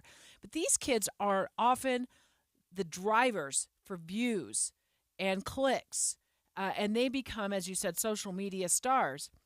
And if there's parents out there that are not setting aside even just a little bit of money, it's not 50%. He said 15%. First of all, I would hope parents would do that on their own without having to be told by legislation that this is the right thing to do. But it gives the kids some money. When they grow up, there's a trust set aside for them. I like it. I think it's fair. I know some social media influencers that have millions of followers on social media that do it with their kids. And the amount of expense to run these channels, it's incredible. And sure, some of them make very good money, but that's not everybody. not everyone, a lot of families are losing money, hand over fist, producing these videos, trying to build up a following for the off chance that they hit it big and they turn into millionaires. But the vast majority of these producers are spending so much money on a hope that it'll turn into something. Well, what happens to those parents that have invested so much money beforehand, before they hit it big? Right? We don't ask the kids that are starring in these videos to absorb any of those costs because we don't run our families as a business. So I'm very sympathetic for parents that go out there that spend a lot of time, money, and effort, and they vlog their family and they post it online, and then a handful of them go big and they make money. But this doesn't really address any of the ones that lose money hand over fist. So it sounds like you're more in the camp of the parents and I'm more in the court of the kids. 801-575-TALK, 801-575-TALK. Who's got it right here? Who's got it right? Who's got it wrong? I'm curious to know what our listeners think about this. I think everybody has a strong opinion about, kids on social media. Anyway, we talk so much about it when they're using social media apps. Now we're talking with Representative Doug Owens on Utah's Capitol Hill, child actor legislation. Should parents be mandated to give their kids a cut of the income that they earn on social media? What we're trying to be concerned with this bill is the situation where the family is making a lot of money. It is a major financial enterprise for the family. The kids' lives are upended to produce content for the parents, and they get to be adults, and parents have made a lot of money and don't have anything to share with the kids. Really, it comes out of the typical film production scenario where child actors work on film sets or commercials, and the parents get a lot of money for that, and then the kid becomes an adult and has no money to show for it. So it really comes out of a traditional Hollywood kind of setting, and Utah is a big center for film production and also for social media content production. So we're trying to just protect the kids where there is a lot of money in play and the kids are not benefiting at all from it. And as I listen to him describe this, the law would demand that they set aside a portion of this money, with 15%, and then it goes into some sort of a trust fund, perhaps. Now, obviously, if you're having a great deal of success, I think some very good parenting would be, hey, guys, we're doing very well on this channel. I'm going to pay you, and I'm going to set some money aside and do it voluntarily. But this would require it to be done by law.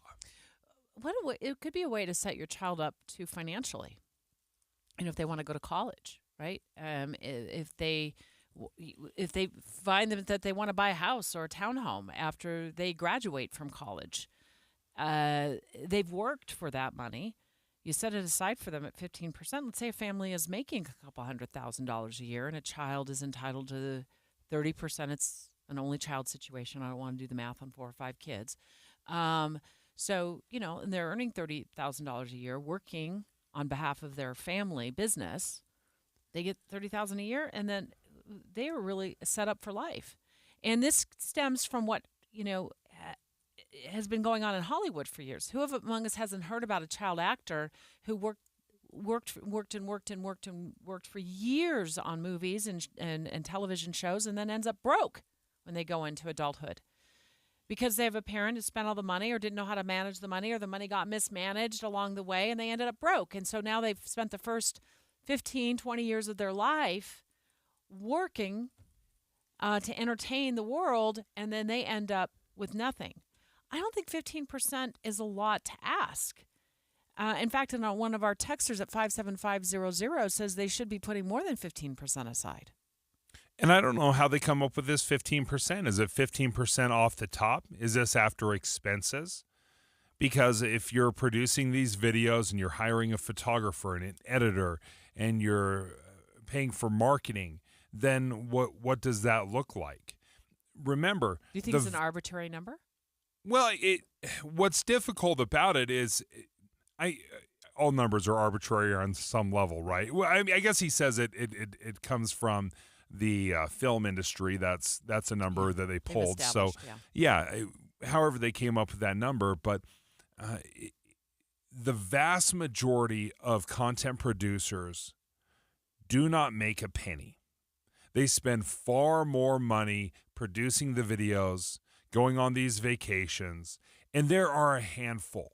And it truly is a handful. It's almost like hitting the lottery of people that succeed and make significant money. Hi, Kevin.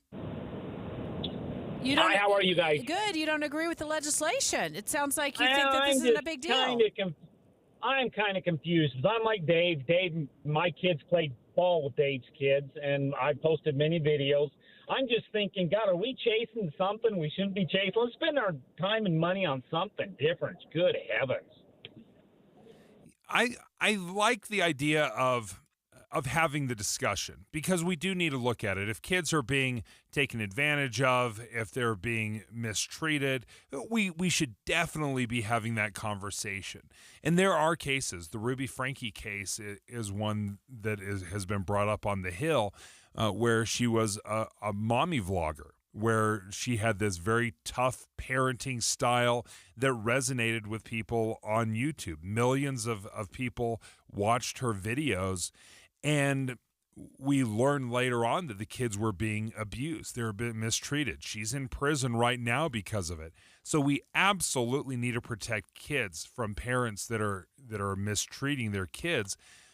But in this scenario where the family vlog, the family YouTube channel is doing really well, we don't charge kids rent.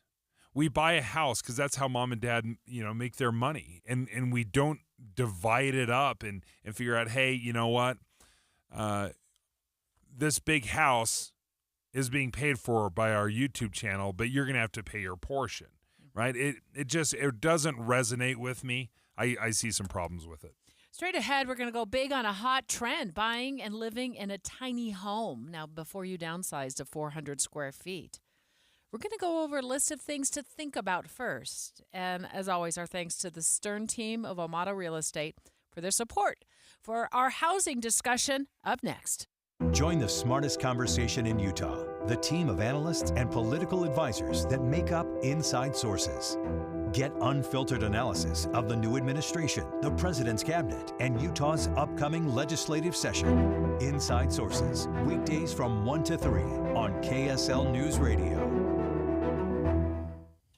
You know, and you have seen the Master Electrical Service vans driving around Utah for years.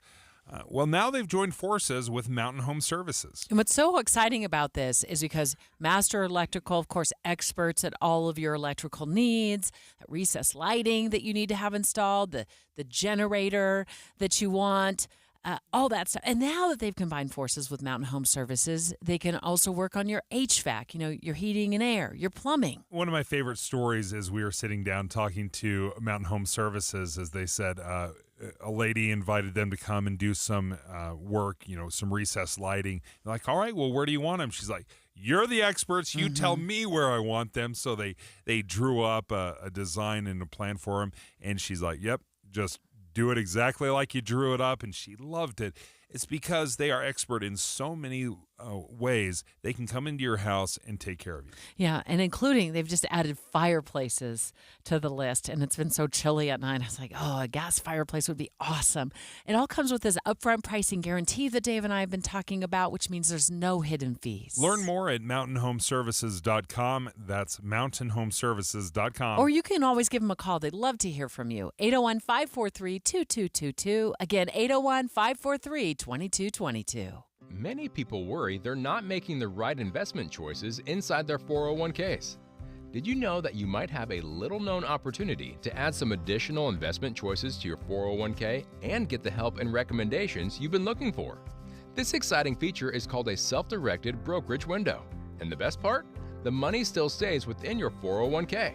Learn how the trusted advisors at Capital Wealth may be able to expand your investment portfolio. To learn more, call or text the word VISIT to 801-877-9800 or go to CapitalWealth401k.com. Improving your 401k might mean the difference of retiring a few years earlier. Let's find out. Schedule your no-cost 15-minute consultation with the Capital Wealth team today. Call or text the word visit to 801-877-9800 or go to CapitalWealth401k.com. Advisory services offered through Capital Wealth Advisors, LLC, a state of Utah registered investment advisor. Be advised, this is your opportunity to save up to 40 to 80% on a hot tub or swim spa this weekend only, Friday through Sunday, Utah State Fair Park. Be advised, this is your opportunity to save up to 40 to 80% on a hot tub or swim spa this weekend only, Friday through Sunday, Utah State Fair Park. 18-month interest-free financing. Our factories have demanded we sell 1,000 hot tubs and swim spas this weekend. Utah State Fair Park. Huge factory incentives, factory rebates this weekend only. Utah State Fair Park. We can remove your old hot tub. Free delivery of your new hot tub. Hot tub starting at $2,999. Utah State Fair Park. Free delivery of your new hot tub. Just relax and enjoy. Utah State Fair Park. Friday, 2 p.m. to 8 p.m. Saturday, 10 a.m. to 8 p.m. Sunday, 10 a.m. to 6 p.m. Free admission. Free delivery. Utah State Fair Park. Call 833-SPA-SALE or visit hottubandSwimSpaSale.com. My savings are gone. Okay, where were they last? Here, right before I spent them on that vacation to Aruba. Weird. Not weird. Not saving now means no money later. For free ways to save, go to feedthepig.org. This message brought to you by the American Institute of CPAs and the Ad Council. It's 10:30, KSL News Radio. I'm Andy Farnsworth. KSL's top story this hour. Questions are being raised about the future of a downtown plot of land in Ogden where an apartment building burned over the weekend. Police arrested a 16-year-old accused of starting the fire. Although not an Ogden resident, we have confirmed that the suspect attends a school here in Ogden. He is being booked into the Weber Valley Youth Detention Center on 3 second-degree felony charges. Ogden Police Chief Jake Soup says the apartment building that was under construction on 22nd Street is a total loss. Our top national story this hour from ABC News. President Trump's pick to head the Department of Health and Human Services is facing some tough questions at his confirmation hearing this hour. Democratic Senator Ron Wyden says Robert F. Kennedy's past statements on vaccines and what he's claiming today don't line up. This is the profile of someone who chases money and influence wherever they lead, even if that may mean the tragic deaths of children and other vulnerable people. Kennedy responded saying he is not anti-vaccine and he won't do anything to prevent kids from being vaccinated. The pilot of an F-35 fighter jet is said to be recovering after ejecting from the jet before it crashed at an Air Force base in Alaska. It was almost right on the runway, which suggests that the pilot was troubleshooting some kind of problem after the landing gear was down and they were in the pattern, ready to land, and all of a sudden they had to eject. Former Marine Corps pilot Colonel Steve Ganyard says the crash happened during a routine training exercise. Your money at this moment, the Dow hovering around even, only up 6 points, 44,856. Coming up, looks like rain this weekend again. Although I guess it was snow last weekend.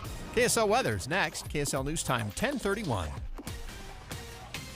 A reminder about the simplest way to get updated for your day. Hit your KSL preset when you jump in the car, and we'll take care of the rest. Hear key news updates and traffic reports. Andy and Amanda from 5 to 9 in your car. KSL News Radio at 102.7 FM.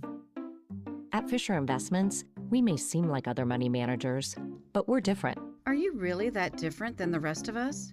We are. As a fiduciary, we always focus on what's best for our clients. What services do you offer besides investing? We have a team of specialists in financial planning, estate planning, and more. Your clients rely on you for all that? Yes, we ensure clients receive unparalleled service at every step of the relationship. Okay, but you still sell commission-based products, right? No, because we believe that's a conflict of interest. We prioritize service over sales goals. So, then how do your fees work? We have a simple and transparent fee that's a percentage of our clients' portfolios. So we do better when our clients do better. Wow, we're more different than I thought. At Fisher Investments, we're clearly different. Learn more at fisherinvestments.com. Investing in securities involves the risk of loss. Getting help with electrical repairs is easier than you think. All you have to do is call Any Hour Services or schedule an appointment at anyhourservices.com. No one helps more homeowners than Any Hour Services. Time for a check of traffic and weather together, brought to you by Mountain America's limited time balance transfer bonus. Let's check in with Heather Kelly. Well, Bangerter Highway is still the problem road in the Salt Lake Valley. This is in the Riverton area through the road construction zone. If you're heading east toward 2700 West, you are going to have a bit of a backup in that road construction zone, but it's much better than it was even half an hour ago. Northbound Bangerter also a little bit congested, trying to get onto the 201 freeway. That's typical from time to time. Everybody else traveling at speed on I-15, the east and west side belt routes, and the I-80s. Visit the boat show January 30th through February 2nd at Mountain America Expo Center in Sandy. This is your opportunity to shop, compare, and buy the boat of your dreams. Visit UtahBoatShow.com. Heather Kelly in the KSL Traffic Center. KSL weather, we should get up to 39 degrees today and 40 tomorrow. The next chance for a storm arrives on Saturday, which at the moment looks like it'll be rain in the valleys. Right now it's partly cloudy and 30 degrees in Salt Lake City, 23 degrees in Provo, and 29 degrees in Ogden. I'm Andy Farnsworth from the KSL Common Spirit Health Studios. Listen online at KSLNewsRadio.com. We're Utah's news, traffic, and weather station. Dave and Dujanovic, your morning companions for talk, analysis, and key perspectives on Utah's biggest stories on KSL News Radio. If you want to learn your home's true value in just 30 seconds, you can visit thesternteam.com. Priced out, housing, special coverage with Dave and Dujanovic. Yeah, thanks for the support of the Stern team. Dave and I are going to launch into a discussion about the tiny home trend. And these are homes that are portable, like you can move them to a location, set them down, and then you can live in a luxurious space of about 300 to 400 square feet. What do you Sign think me about? up. You think? You're all on board. Think of how many square feet you lived in college, in that dorm room, or when you were packed in 6 men in an apartment building, right? You weren't living in more than 400 feet there. How many people could you put in a tiny home? Like, could you move your family? No. You think it's just you and your wife? Yeah, it's for a very small family, obviously. If you're trying to have multiple kids in there, oh my goodness, you'd be literally sleeping on top of each other. So the reason we started wanted to talk about this is CBS News not too long ago reported on this tiny home trend, and specifically that Walmart was selling tiny homes online. The price point is just under $16,000. It's unbelievable. Like, sign me up. Okay, so there's a couple things that this is speaking to my soul. Number one, $15,000 to live anywhere, to actually purchase something is incredible. Mm-hmm. It also makes me wonder, how expensive are the homes that we are building right now? Like, if you can build a home, a tiny home, this doesn't have all the bells and whistles, but this is a completely livable home. It's got plumbing, it's got a kitchen, it has livability for $15,000 for 400 square feet. Where are you going to put it? Where are you going to park that thing, Dave? You got to buy a plot of land. Yeah. So that has to be built into the cost, or you could borrow land from maybe your mom or somebody, or but you got to put it somewhere. Maybe some of the I'm sure some of the cost of what we're paying for with homes is, the land, the lot we're buying. Yeah, but a quarter acre or a half acre, you can get for even alongside of the Wasatch Front for a couple $100,000. And you're also not currently living in under 400 square feet, right? I would assume the home that you and your wife bought is not under 400 square feet. One of the cool things that these tiny homes are doing now is they're making them expandable. So you might buy 2 or 3 of these modular homes, and you can connect them together. So perhaps you have 400, and then you have a kid and you want to expand it. Well, you instead of selling your house and buying something new, you just expand out. You buy another of these prefab tiny homes. You add another 400 square feet. You have another kid, add another one and another one. I've been fascinated by the tiny home trend. And then I was surprised to learn that Walmart has them for sale online. So we sent Caitlin Johnston, our producer, onto Walmart.com to give us a scoop on what these tiny homes on Walmart.com's website, what do they look like? What are you looking at? Well, this is described as an exquisitely designed modern villa prefab house for living or work. So I love the description. This one that you're currently describing is currently sold out, but there's others that are just slightly smaller. Sold but out? That's what it says. It says out of stock. Sold out because it's probably a hot. I guess a hot there was one item. review on it, and it was a satire. Anyways, A it was not satirical? it was not serious. Okay, so walk but- us through what this tiny home looks like and how big it is for $15,900. So I think it's about the 400 square feet. It comes on a flatbed truck, and then you are responsible for unloading it. So you need a crane. They said crane is recommended or forklift, but crane was pushed So you can't in the get description. just 3 of Dave's buddies in his I truck. mean, Okay, Lift it, buddy. It's almost 8,000 pounds. So good luck with that. And it looks like it just kind of pops. It like unfolds basically, like kind of like a pop-up tent almost. It was kind of cool how it did that, and it recommends that you need concrete on the legs for stability, and all these technical details of. So you need some sort of concrete foundation? are Yeah, they that's saying? what's Like pour a recommended slab? for severe weather and a foundation because it can handle up to 70 mile per hour wind. It's not recommended to be in it during extreme weather conditions, and it can handle up to 6 feet of snow on the roof. 6 feet of snow, that's important for Utah, but you just back up one bullet point. You said it's not recommended that you be in it in severe weather. Please don't stay inside in severe weather. Storms, tornadoes, hurricanes, which makes sense. Even with that foundation, but not it's something to recommended. consider. Yeah. If you're considering living in a tiny home. And what does it look like on the inside? So it has a nice interior. It's pretty. I will say that just from the pictures. It has, a bathroom, a bedroom. It kind of resembles, I don't have a great view of it, but just the pictures, the close-up pictures, it looks similar to a camp trailer bathroom, but just bigger with more space. I'm curious to how the plumbing works in these. I don't know. That's something I would be curious about if I was looking into this. But yeah, overall, it looks nice. I don't quite know how the whole foundation is sturdy, how it's strong enough to stay up, I guess. Yeah, I mean, you've got to tap into sewer. You've got to tap into a water line. That's pretty basic. It's very similar to mobile home living, right? A lot of the same things. Maybe you can rent a lot, but I look at this and I'm looking at it, and it looks like a studio apartment. Right, I mean, very much studio apartment living. Here in this corner is your bedroom, in this corner is the kitchen, the dining room, the living room, and then kind of somewhere nestled in there is the bathroom. But again, you cannot reiterate this enough. It's $16,000. That is a fraction of the cost. I mean, you're paying $16,000 to rent your home right now. I mean, or rent an apartment, you're paying $16,000 a year. Yeah. Cheaper than most cars right now, too. If you want to live in a car. Yes, absolutely. So I guess where the discussion goes is, could you? I've seen tiny homes that I think are just absolutely adorable. Yeah. That are, a few hundred square feet, as they all are.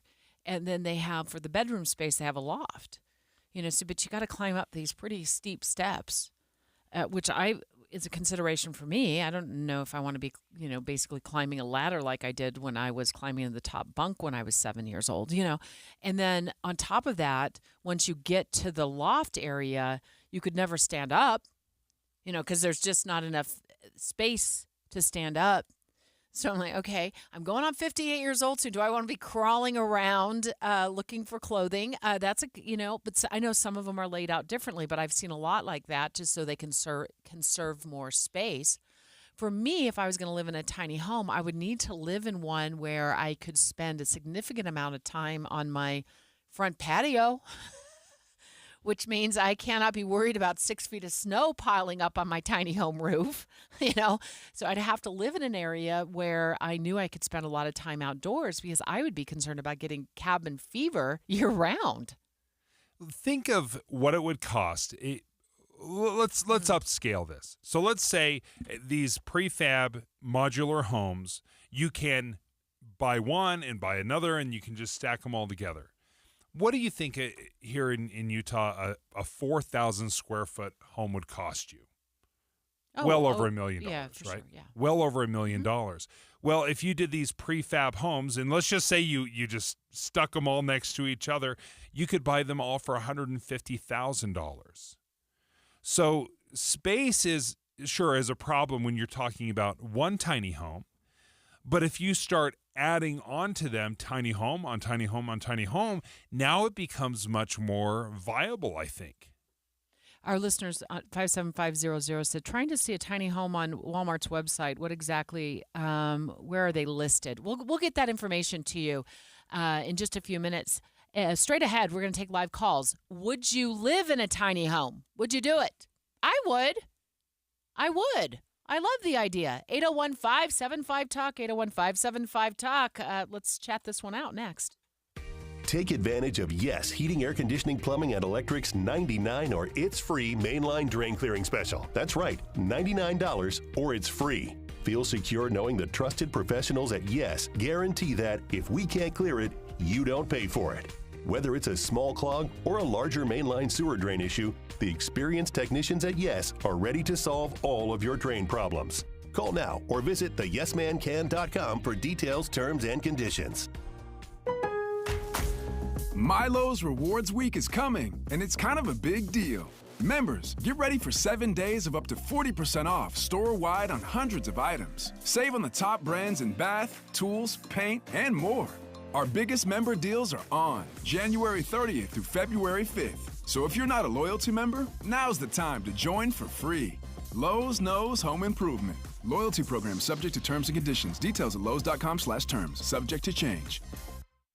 If you love designer brands and you love clearance, then you're going to love this. Macy's is having a huge designer clearance event right now with incredible new designer markdowns on cold weather styles from BCBG, Hugo Boss, Michael Kors, and more. How big are the markdowns? How about Coach boots for $200 or less? So if you're looking for the things you love all in one place, come in and shop the designer clearance event at Macy's today. Savings off already reduced prices. Exclusions apply. Dave and Dujanovic. Would you live in a tiny home? We're going to take your live calls, 801-575-TALK. And as always, our thanks to the Stern team of Amato Real Estate for supporting our housing conversation. Priced Out Housing. Special coverage with Dave and Dujanovic. It is incredible. In fact, this is a little rabbit hole that I've gone down many a time. Is you just start looking at tiny homes and thinking, wow, could I buy a little piece of land somewhere and then just throw a tiny home on it? And maybe that's my second home or getaway or a little cabin, or maybe I live there full time, because there are many tiny home kits out there. We were looking at one from Walmart. I'm looking at Home Depot right now. They have dozens of options out there. One of our texters, Caitlin, said, "Hey, I'm on the Walmart website. Can't find this tiny home y'all are talking about. Just what's the name of the tiny home kit?" So it's technically called Sherry Industrial Expandable Prefab. So it's CHERY. If you just search that, I think. And you said there's a lot of options on the Walmart website. Yeah, and this was the one that looked most put together. I would say there was another one that looked like a beachfront tiny home, and it was $25,000, but it looked smaller to me. The one that you're looking at, the Sherry one, if we're saying that right, is $16,000-ish or so bucks, and it's sold out. Yes, and then there's other options that range from $12,000 to $14,000, I think, that are a bit smaller. There's a lot of reasons why I would live in a tiny home. Maybe the least of which is how cheap it is. I do like that idea, obviously. Like I'm pretty frugal with my money. I like that idea, but I would like to just get rid of stuff and have nowhere to store it. You know, less stuff, more time. I had a really good friend who used to say that when we'd go to softball games to watch our daughters play. She's like, Deb, less stuff, more time. True. You don't have to dust the stuff because it doesn't live with you anymore. You don't have to worry about organizing it. And so you get more time on your hands to do the things you love. And the thing I love the most if I live in a tiny home would be sitting on my front porch, drinking a glass of lemonade in an area where the weather doesn't get real severe one way or the other. That's not Utah. I know. What's southern Utah? Hi, Dave. You live in West Haven. You got tiny home. You don't have tiny homes up there, do you? No, and I probably would ever live in one either. Really? Why Why I just want not? to say, they're tiny. Yeah.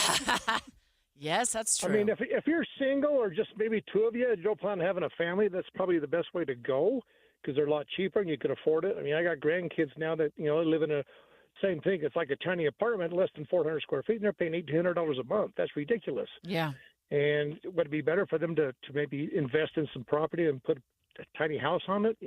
I would probably say maybe, not yes. I'm used to living in 4,000 square foot home. Oh, well, that's big. Yeah. Because now all of our kids are growing and, our grandkids come over and stuff like that. But, to put in a tiny home with everybody, we'd have to probably put a big tent outside. Have you researched the cost of tiny homes at all online? We have. We looked into our oldest grandson. He wanted to look at something like that. And we even looked on Amazon's got probably a better deal than Walmart. And Amazon started around about $10,000 and go up to about $35,000. But they're a lot nicer looking than the one I've seen at Walmart. So he's still kind of thinking that direction. He says he's never going to have any kids, which we'll see if that ever happens. But, he works all day long, and then he spends all his money in an apartment. So something like that would probably be more beneficial to him. Well, that's a great point, Dave. Thank you for the phone call. What are we paying for apartments right now? If it's $1,600 a month or okay, more. $1,600 a month. That is $18,000 a year. So if you're looking at a tiny home that is costing $18,000, that's paid for itself in 1 year. Now I realize you've got to find a place to put it and some land, you've got to hook it up. But I'm just saying we are dumping money in to rent. And I think a lot of it is stigma. I think there's a stigma like, oh, I would be too embarrassed to live in a tiny home. Really? What about that rat hole you're living in right now of an apartment? I feel no stigma with it. I think it's awesome. I love the idea of it. And to your point, David, one of our texters dropped us a line at 57500. They're like, $15,900. That's not the total cost. There are other costs involved. You got to buy some land or find some land. If you're going to live within a city, you got to make sure the city allows it. You probably have to get a permit, I guess, for something. At the very least, maybe for putting down the slab of foundation, the concrete that you're going to have to put down. Installation costs you got to put appliances. Caitlin said there's a crane rental recommendation on the Walmart you're one. responsible to get it off the truck. And How much did it weigh again? Almost 8,000 pounds. So I think my hesitation also would be to get something delivered and set up, and then I'm like, oh, this is not what I imagined it to be at all. Because I'm like, I need to go sit and see the space as is. So that would be my concern. Like, can you return it? I guess I should look and see if there's a return policy. I doubt it. I mean, Probably not. right? Who would want to take up the cost of hauling it back? Yeah. And I mean, I can relate to that last caller because I'm single. I currently kind of want to downsize. I have a townhouse because I used to live with somebody, but now it's just me and it's a little bit too much space. So I want to downsize, but I don't know if I want to downsize this much. And I worry that it would be more work than it's worth. Owning a home is always more work than you realize. It can get very expensive. And I just think when we're looking at things, so often we kind of wring our hands like, can't afford the houses. Well, this is an option to maybe get into some land and live in a house modestly, especially if you're early on, maybe small family, newborn. You don't need a lot of space. What we need is city planners to lean into this idea where we could go and buy, like on a cul-de-sac, buy up a little plot of land, lease it, maybe, where we could put tiny homes, much like we do mobile homes. Now, this is really just a different version of a mobile home. It's exactly what it is. And could we get into something like that where that became more of a trend? And maybe that's where I think the stigma comes in, where my mind went stigma, because there is certainly a stigma for mobile homes. Because when you look for affordability, livability, space, the mobile home is far more affordable than any single family dwelling. One of my first jobs, a friend of mine rented out a mobile home. That's where he lived. Mm-hmm. It was great.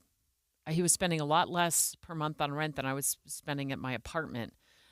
even back in the 1990. It was great. It was bigger than my apartment. I don't have a problem because I think that apartment I rented it's definitely a studio, but I think it was like 350 square feet.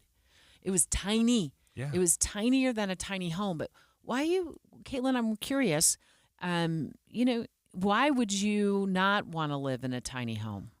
Just kind of the concern of Too small? Too small, but also the work. I'm not opposed to the mobile home idea, but I think that tiny home just seems too tiny. But maybe it's just an adjustment. But they're super cool, right? Yeah. I mean, it's a great option. And the appeal is owning something, because I do not like throwing away my money at rent.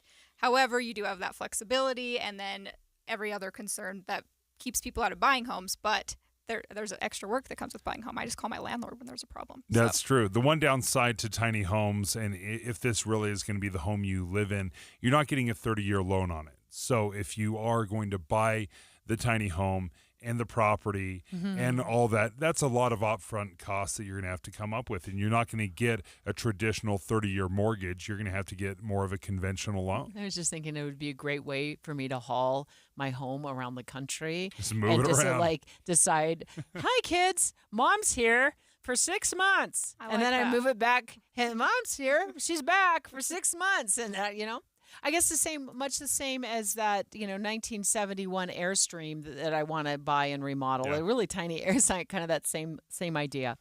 Great discussion. Thanks again to the Stern team. We always appreciate them. And from time to time, thankfully, we also have Stern team owner Russell Fawcett in studio. So he'll be in with us soon again in the near future. So straight ahead, we've been talking about this new plan that just dropped for the Old Bees Ballpark on 1300 South. Let's take a deep dive into what Salt Lake City wants to do with the Bees Ballpark next. Is your financial advisor offering you up to a 30% upfront bonus? Are they promising you up to 10% growth per year guaranteed for your retirement income? If not, you need a new financial advisor. I'm Jeff Jr., founder of Trajan Wealth. If you plan to retire within the next 10 years, don't wait only to find out it's too late. I've seen hard-working folks like you retire only to be required to go back to work, all because their advisor told them guarantees like these were too good to be true. They're not. That's up to $30,000 up front or up to $10,000 per year on $100,000, all guaranteed for retirement income. Don't work when you're supposed to be retired. And if any financial advisor tells you it's too good to be true, they simply don't have the options we do. Call Trajan today at 801-899-7600. Annuity guarantees are based on the claims paying ability of the issuing insurance company. Wesley Financial Group is not a law firm. An important message about your timeshare from Chuck McDowell, founder of Wesley Financial Group. If you receive an unsolicited phone call or mail piece to discuss selling, renting, or especially canceling your timeshare, don't fall for it. Contact your timeshare resort or Wesley Financial Group for assistance, and I'll send you our timeshare exit information kit free with the straight facts about timeshare cancellation. Call 800-292-7788. 800-292-7788. This is a story of the one. As a maintenance specialist for university housing, he knows college students can major in wear and tear. Plus, housing so many students doesn't leave a lot of room to house all the supplies he needs. That's where Grainger comes in. With over 1 million industrial-grade products and fast, dependable delivery, Grainger carries the quality products he needs so he doesn't have to. From a new door hinge to a whole new faucet. Call, click Grainger.com, or just stop by. Grainger, for the ones who get it done.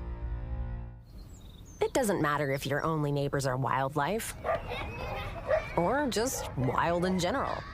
I would propose that amendment. If you work from home, or work is technically at home, every homeowner can save money by getting a ThermWise home energy plan from Enbridge Gas. Discover ways to make your home more energy efficient and apply for rebates if you purchase any energy-efficient appliances. Schedule a home energy plan from Enbridge Gas at thermwise.com.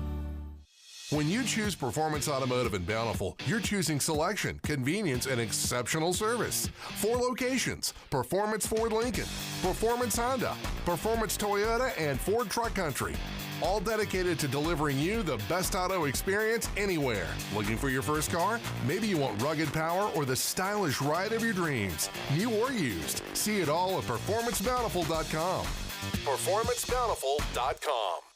Do you worry about how much someone drinks? Do you feel neglected or unloved? If you answered yes to any of these questions, you are not alone. Al-Anon and Alateen can help. Call 1-866-200-0223 or visit alanon.org/help.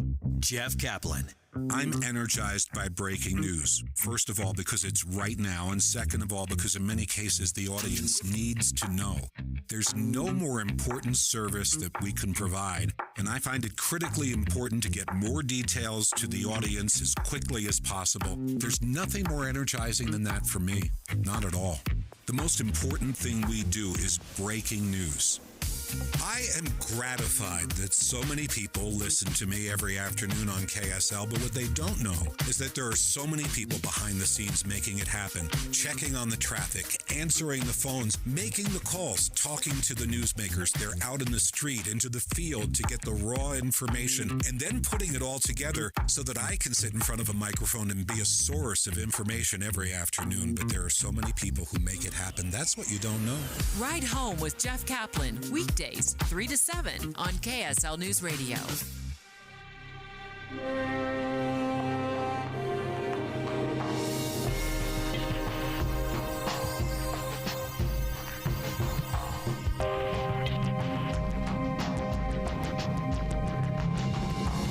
KSL FM Midvale. KSL Salt Lake City. From the KSL Common Spirit Health Studios, this is KSL News Radio. Utah's news, traffic, and weather station. 11 o'clock at KSL News Radio. I'm Jessica Lowell. KSL's top story this hour. Salt Lake City's mayor has announced that Smith's Ballpark will be partially torn down as they redevelop the neighborhood now that the Salt Lake Bees have moved to Daybreak. Ballpark Community Council Chair Amy Hawkins tells Dave and Dujanovic she's excited about the future. I think this is a great compromise. You know, this is exactly what the neighborhood stood up and agreed that we want to see happen. And actually, the mayor's announcement came a little bit ahead of schedule. A section of the stadium seats will be left standing and will be used for concerts and other community events. The grass field will become a large open space. Our top national story this hour from ABC News. American tech firms are responding to DeepSeek, the new Chinese AI model. OpenAI and Microsoft are reportedly investigating whether DeepSeek improperly used OpenAI's model to train its own. But the New York Times is currently suing OpenAI for violating copyright law by using Times articles to train its AI model. UCLA law professor John Villasenor says that makes it tough for OpenAI to make a copyright argument against DeepSeek. Advancing that argument would directly undermine the arguments they have made as defendants in some of these copyright claims. Mike Dubusky, ABC News. Your money at this moment, the Dow down 68 points, S&P down 26, NASDAQ has lost 165. Coming up, it's like spring is moving in. KSL weather is next. KSL News Time, 11:02. The sources where we get our news matters. When you listen to Utah's Morning News, we want you to feel the stories are important to you and trustworthy. This is Amanda Dixon. And I'm Andy Farnsworth. Join us weekday mornings on KSL News Radio. Things are just better with a partner or a friend. And when it comes to losing weight, Soda Weight Loss makes it easier than ever to let go of the weight for good. I'd been wanting to lose weight, and I tried on my own. I'd been seeing things for soda, and so we talked to the nutritionist and loved every bit of it. You know, I couldn't be happier, honestly, with the result. Join with a partner and only pay for one. Imagine achieving all your weight loss goals together with your partner, and you only pay for one. I've let go 50 pounds, and I don't have the cravings that I used to have. I would definitely recommend soda. It's because it works. I even recommended it to my daughter, and she's on her journey now. Just go and look at the almost 9,000 Google reviews about soda weight loss. Lose the weight without injections, without medications, without hunger. Get started now at sodaweightloss.com. That's SOTA weightloss.com. Soda is, say it with me, state of the art. Be advised, this is your opportunity to save up to 40 to 80% on a hot tub or swim spa. This weekend only, Friday through Sunday, Utah State Fair Park. Be advised, this is your opportunity to save up to 40 to 80% on a hot tub or swim spa. This weekend only, Friday through Sunday, Utah State Fair Park. 18-month interest-free financing. Our factories have demanded we sell 1,000 hot tubs and swim spas this weekend. Utah State Fair Park. Huge factory incentives, factory rebates, this weekend only. Utah State Fair Park. We can remove your old hot tub. Free delivery of your new hot tub. Hot tub starting at $2,999. Utah State Fair Park. Free delivery of your new hot tub. Just relax and enjoy. Utah State Fair Park. Friday, 2 p.m. to 8 p.m. Saturday, 10 a.m. to 8 p.m. Sunday, 10 a.m. to 6 p.m. Free admission. Free delivery. Utah State Fair Park. Call 833-SPA-SALE or visit hottubandSwimSpaSale.com. Getting help with plumbing repairs is easier than you think. All you have to do is call Any Hour Services or schedule an appointment at anyhourservices.com. No one helps more homeowners than Any Hour Services. Traffic and weather together brought to you by Mountain America's limited time balance transfer bonus. Here's Heather Kelly. Well, there are no accidents reported anywhere across the Wasatch Front, but we do have some unusual slowdowns southbound I-15 as you're coming out of Ogden past the I-84 interchange toward Riverdale Road. That is in a construction zone, which could be slowing you down, but there may also be an accident that hasn't been reported yet in the area. The other place where construction is slowing you up is on Bangerter Highway. That is eastbound between 134 South and Riverton over to 2700 West. You're down to 2 lanes. Heather Kelly in the KSL Traffic Center. Could see some showers over the weekend, but we're looking at warm temperatures. 50-degree high on Saturday. By Tuesday, a high of 59. Right now, it's 32 degrees and sunny. I'm Jessica Lowell from the KSL Common Spirit Health Studios. Listen online at kslnewsradio.com. We're Utah's news, traffic, and weather station. Dave and Dujanovic, your morning companions for talk, analysis, and key perspectives on Utah's biggest stories on KSL News Radio. Dave and Dujanovic. Special coverage of the top local story. Well, we're finding out about this plan for the Old Bees Ballpark on 1300 South and what will become of it. The mayor making the announcement in her State of the City address last night, and it seems as though this is could be starting as early as, like, maybe construction could start as early as 2026. But I want to go over, Dave, what the plan looks like and how this particular street or section of Salt Lake City plays into the larger plan across Salt Lake City to revamp, remodel a lot of different neighborhoods. Salt Lake City is really in for a major overhaul, in my view. In many different places, too. So there's the west side where the Major League Baseball proposal is going to happen. That would be a total redesign of that area. You've got the renovation of the Delta Center and the couple of blocks east of the Delta Center. You've got Ballpark. You've got the Green Loop that Mayor Mendenhall has talked about. We are talking about billions and billions and billions of dollars of investment into Salt Lake. So, yeah, you're right. It could renovate and rejuvenate this area, and it will cost a mint. Yeah. Let's start with the 1300 South. There's a lot to bite off on this. So let's start with the 1300 South project, where the Salt Lake Bees played for decades. Okay.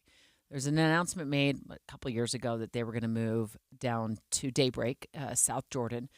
They're building a stadium there. I don't live far from that. That stadium is going up. I mean, it's just, I was shocked at how quickly it's gone up. Of course, they've had some good weather, too, to work with. It's almost done, right? Yeah, it's almost done. They start this season. They start play out there.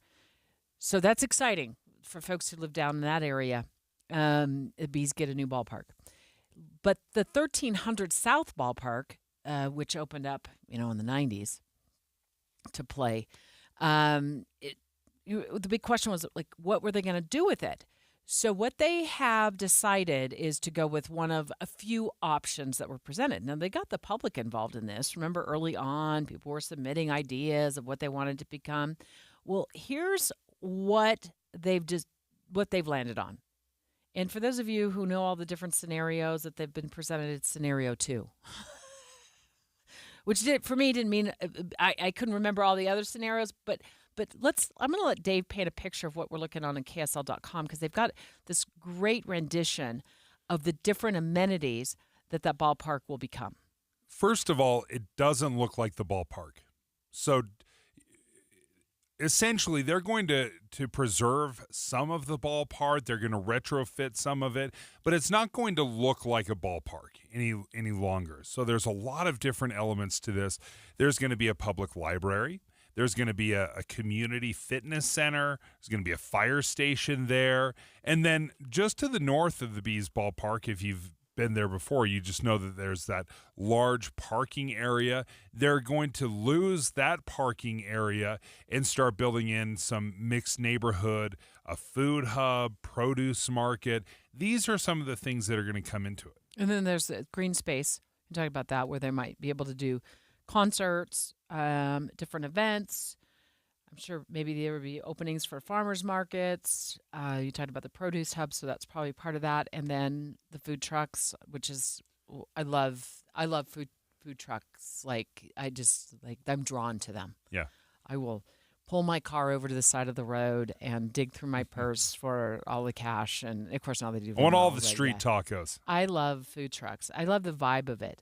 This to me really does look like a hub for the community, because there's homes around there too that have been there for ages, and this looks like this will be a draw for the community. In fact, we talked to Amy Hawkins, who's the local community, the ballpark chair for the local community, and here's what she said about this plan, because she was at the Mayor's State of the City last night when it was announced that this is what they're going to go with. The focal point of this second option is this large, flexible, central green space. And that sounds so pleasant to me. You know, pop-up events like concerts and night markets are wonderful, but I just keep envisioning walking over there every night and just seeing my neighbors as we stroll around. That's what we can't do at the ballpark right now, right? It's so closed off, but that beautiful green space that we can all go visit on a regular basis.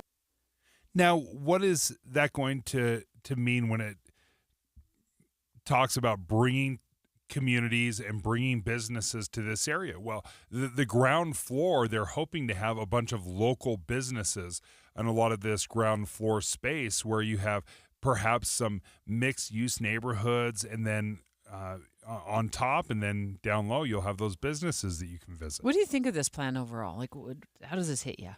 It'll be interesting that the renderings they're still pretty raw, right? You don't see in detail what it's going to look like, because these things can be very difficult to execute. It's a ton of money. So will they be able to essentially bulldoze the stadium and recreate this magic area? I think they're going to be keeping an edge of the stadium, though. It sounds like some of it will be there, not totally bulldozed.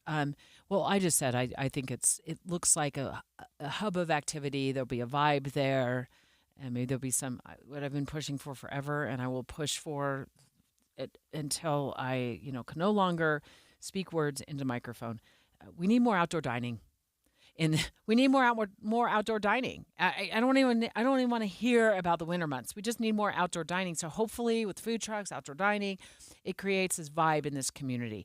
But there's so much going on right now, because this isn't just like bits and pieces. This is, in my view, a big overhaul of major sections of Salt Lake City. So if I drove out of town tomorrow and I returned in 10 years, 15 years from now for the first time, and I drove into Salt Lake, I probably wouldn't recognize Salt Lake City. Let's just get into that. So you got the Bees ballpark that's going to go through an overhaul. Earlier this week, you and I were here talking about this green loop that we're learning about that would run from 5th West to 2nd East, eventually 9th South, to Northish or South Temple, kind of depending on what area. So that's a huge swath of downtown that the city envisions turning into this green loop. Well, what is a green loop? It's kind of like what it sounds. It's more green space, taking city right-of-ways and converting them into green space, like almost look like front yards, if you will, putting in trees that provide lots of shade and lower the temperatures, and then less cars in that green loop area.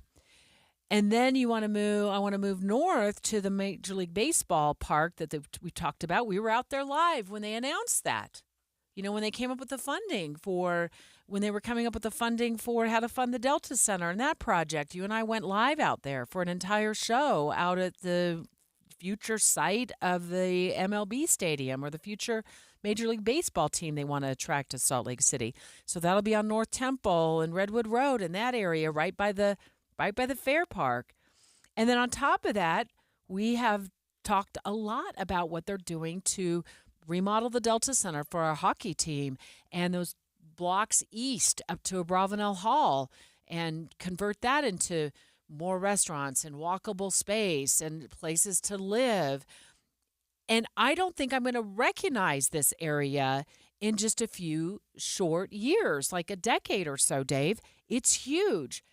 It's also probably going to cost a lot of money.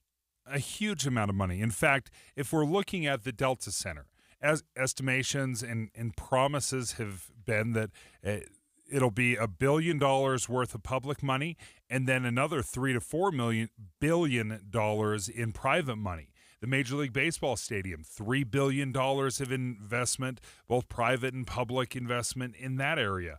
$100 million possibly for this ballpark redevelopment, $350 million for the Green Loop. We're looking at $6, $7, $8 billion in just a couple of different locations, maybe a total outside of the Green Loop of 4 or 5 different blocks in Salt Lake, and we're talking about billions of dollars of investment. Does that bug you? Or concern you? I guess that's probably better. Yeah, it certainly doesn't bug me because I get excited. These things resonate with me. I would love a baseball team. I would love to see the Delta Center redesigned. So it speaks to my personal desires. This is what concerns me. Is there really that much investment out there they're just waiting to pour into Salt Lake? Is there really $7-8 billion worth of private investment of companies just saying, we're just waiting for the go-ahead, and we're going to swoop in, and we're going to spend billions of dollars to build? You think a lot of it's going to come from taxpayers? Well, I don't know how that looks. I mean, we're already doing the sales tax increase in Salt Lake City only, just a slight sales tax increase. But, I suppose if you're buying something in Salt Lake City and you're paying more for it might bother you but that would fund the Delta Center project and those blocks east over the course of decades.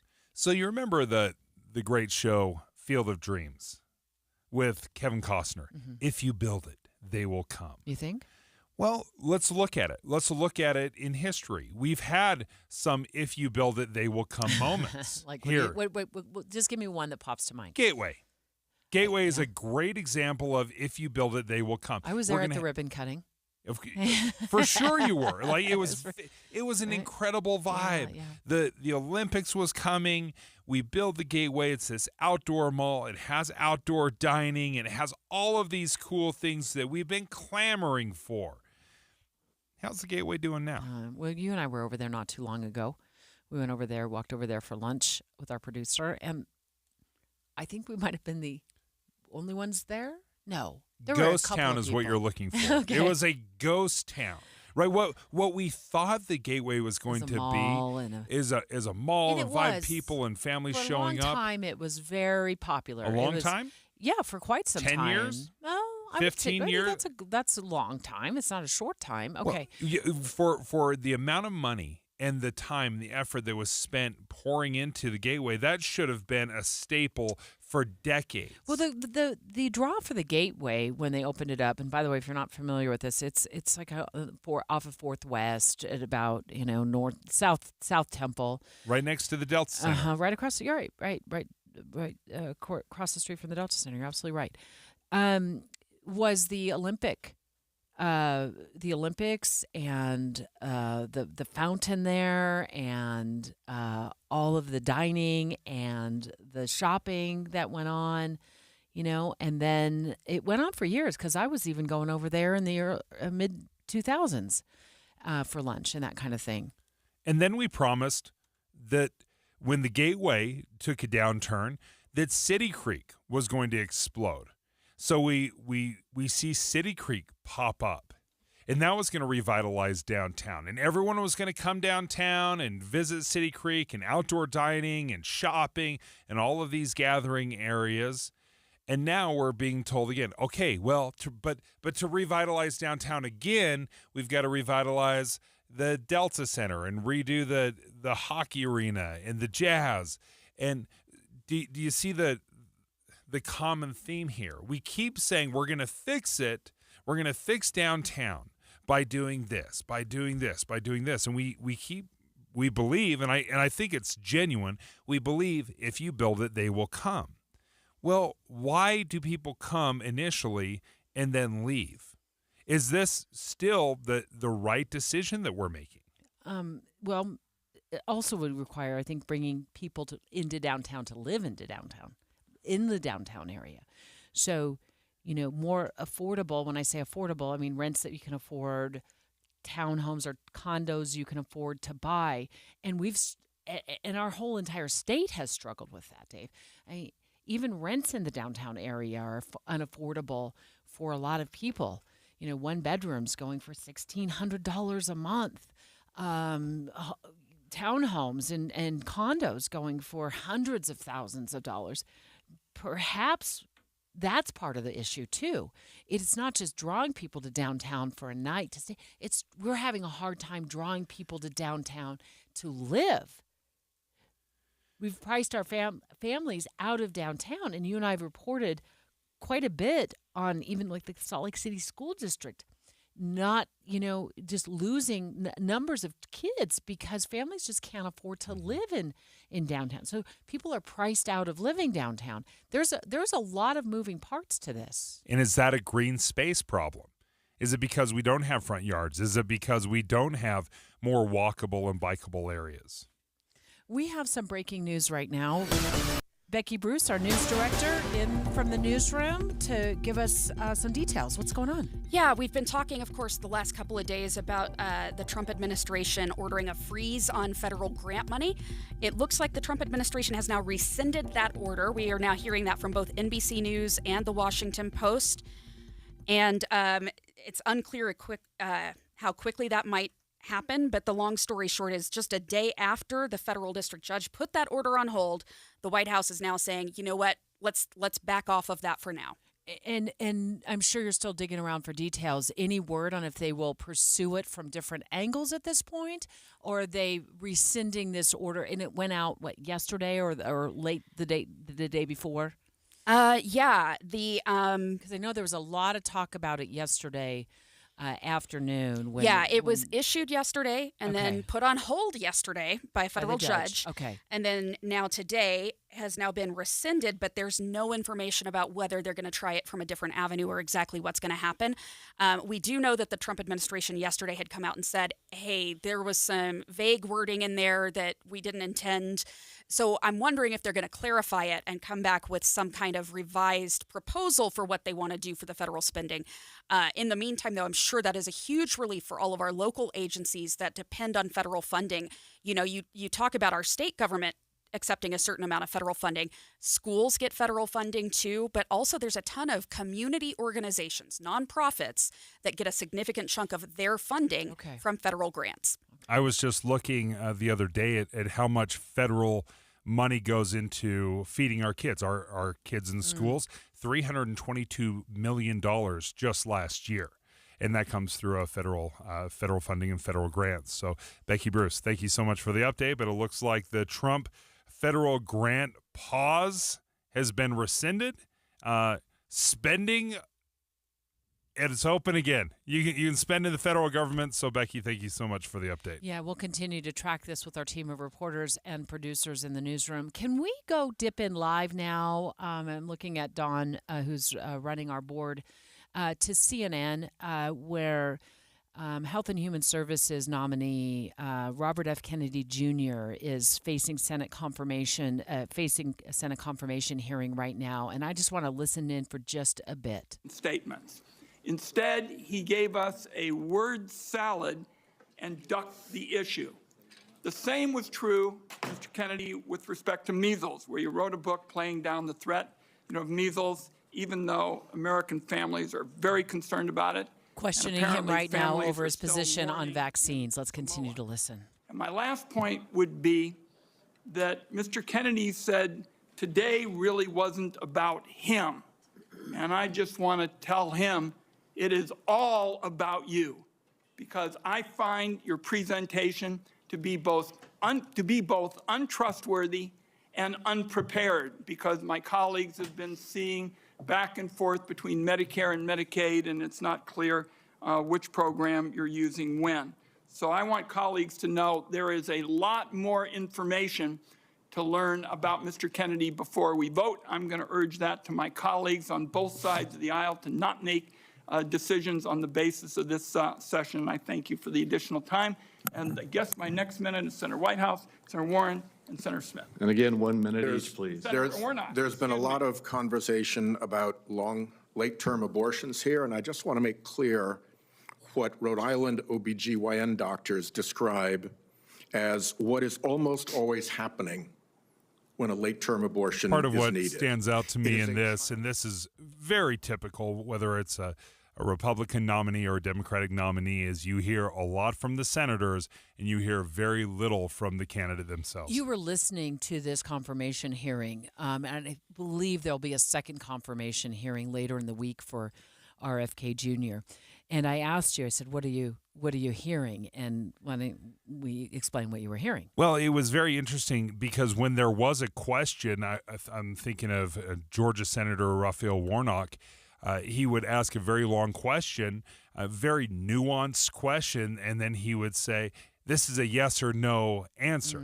And Mr. Kennedy said, I can't just give you a yes or no answer to this because it needs some discussion or some description. And he's like, oh, so you can't give me a yes or no answer. So it's extremely frustrating, again, because these are crucially important positions in the cabinet. I would like to know more from them what their vision is. And then, senators, then you decide, does that vision, does that satisfy your vote, right? Whether you confirm them or not. So it was, again, it's a frustration I've had on all of these confirmations. We hear a lot from the senators, very little from the nominees. The newest part of your morning, and still so familiar. When you wake up and listen to a radio show, it's like you're a part of a family. You're listening in on people you know, and it's magnificent that Andy Farnsworth is sitting in the chair because he's someone we know. Utah's Morning News. Andy Farnsworth joins Amanda Dixon to bring you important news in the car. 5 to 9 on KSL News Radio. It's New Year. We're almost through the first month of the new year. How about a new you? Have you thought about losing some weight? Because if you have, let me tell you about Salt Lake City Fat Loss. It's a program that I joined about this time last year, and I was amazed at the results that I saw. I know whenever you're trying to lose weight, getting on the scale is like pulling teeth. It is the worst moment of the day. But with Salt Lake City Fat Loss, this was something that I look forward to because I was seeing such incredible results every single day. When I got on, I was excited to see, oh, I lost a pound here. I lost a half a pound there. Maybe I lost a couple pounds that day. It was incredible to see 57 pounds shed off me in just 60 days with the Salt Lake City Fat Loss Program. So if you're interested, you're going to get an extra $200 off the program if you sign up right now. Go ahead and reach out to them. Schedule a free consultation by going to slcfatloss.com. Tired of hearing scary radio ads about the IRS? Tax Relief Advocates is different. TRA is here to tell you that if you owe money to the IRS, whether it's $5,000 or $500,000, we have a solution. TRA can eliminate or reduce what you owe to the IRS with zero risk to you. We have over 1,000 5-star reviews on Google and an A+ with a BBB. End your tax nightmare today by visiting TRA.com or call 800-275-1728. That's 800-275-1728. Wesley Financial Group is not a law firm. An important message about your timeshare from Chuck McDowell, founder of Wesley Financial Group. If you receive an unsolicited phone call or mail piece to discuss selling, renting, or especially canceling your timeshare, don't fall for it. Contact your timeshare resort or Wesley Financial Group for assistance, and I'll send you our timeshare exit information kit free with the straight facts about timeshare cancellation. Call 800-292-7788. 800-292-7788. Are you in search of a fulfilling career where you can work on a team that provides you room to grow, learn, and thrive every day? Focus Engineering and Surveying is looking for individuals to join their team who take pride in the customer service they provide and have a passion for their clients to be successful. No experience in engineering, CAD design, or surveying? No problem. Focus will train those who fit their team culture for rewarding careers in surveying and CAD design. If you can align with the core ideology and the Focus team culture, if you're internally driven, team-oriented, client-focused, and love personal development and growth, Focus Engineering and Surveying is the place for you. Enjoy a positive work environment and paid internship opportunities, plus fantastic benefits like great health care with 80% employer-paid premium and HSA matched up to $200 per month, 401k, vacation, even annual performance bonuses. Start your journey towards your new and fulfilling career. Apply now at FocusUtah.com. That's FocusUtah.com. At Intermountain Children's Health, we've created a bold plan called Primary Promise to build the nation's model health system for children. Help us achieve this once-in-a-generation vision so together we can bring the world-class care of Primary Children's Hospital closer to home for every child in our communities. For more than a century, Primary Children's has kept the child first and always. Join us for the next 100 years. To learn more, visit primarypromise.org. Hey y'all, Eli Winters here. I want to take a minute to talk to you about something close to my heart. There are thousands of animals out there waiting for someone just like you to come along and change their lives. Don't worry if you think you might not be the perfect match. There are shelters and rescue organizations full of folks ready to help find the right pet for you. Visit your local shelter or check out online rescue groups today. You never know, your new best friend might be waiting for you. This message is courtesy of the United States Air Force.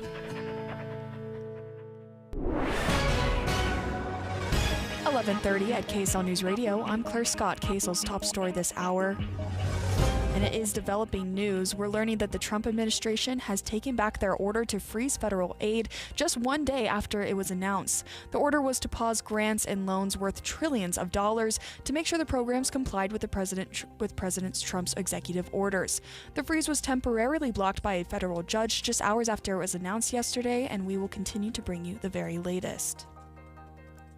Meanwhile, workers at a federal agency in Utah say they've gotten an email telling them to work in person or offering them a delayed resignation. KSL News Radio's Becky Bruce explains. The email comes from the U.S. Office of Personnel Management. The subject line is Fork in the Road. It outlines expectations for federal workers at offices like the IRS in Ogden to work in person and meet other performance standards, or they can accept an offer to resign effective at the end of September, meaning they get to keep working the way they are now until the end of the fiscal year. Workers have until Thursday to decide if they want to return to in-person work or take the resignation deal. Your money at this moment, the Dow is down 38 points, the S&P down 23. And coming up, warming temperatures. KSL weather is next. KSL News Time, 11:31.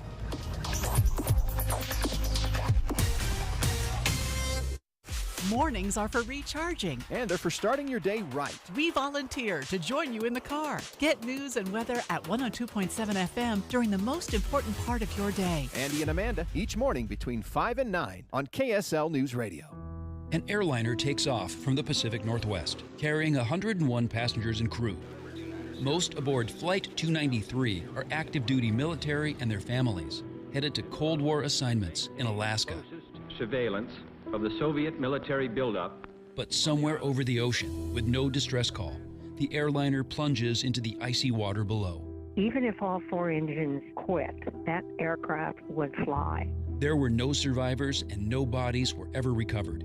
For decades, loved ones were left to wonder what happened to Flight 293 and why hasn't there been any follow-up. The government turned its back. Passengers and crew of Flight 293 were forgotten by everyone, except their families. Unless we pursue it, we will never be issued a true explanation. Unsolved Histories: What Happened to Flight 293 is available now. Follow us at unsolvedhistoriespod.com or wherever you get your podcasts. Any Hour Services can help you make sure your furnace keeps you warm this winter. Whether you need a tune-up, a repair, or a second opinion about replacing it, call Any Hour Services or visit anyhourservices.com.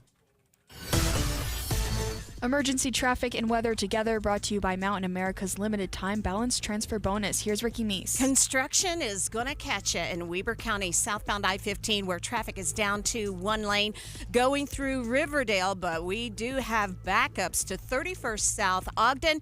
You need to tack on at least an extra 15 to 20 minutes to get through these delays, or you can take an alternate route and make your way over to the Highway 89 area and come into Davis County that direction. Lagoon is hiring full-time year-round ride maintenance technicians and electricians with journeyman or apprentice level experience. Apply online at lagoonpark.com/jobs. Must be 18 years of age or older to apply.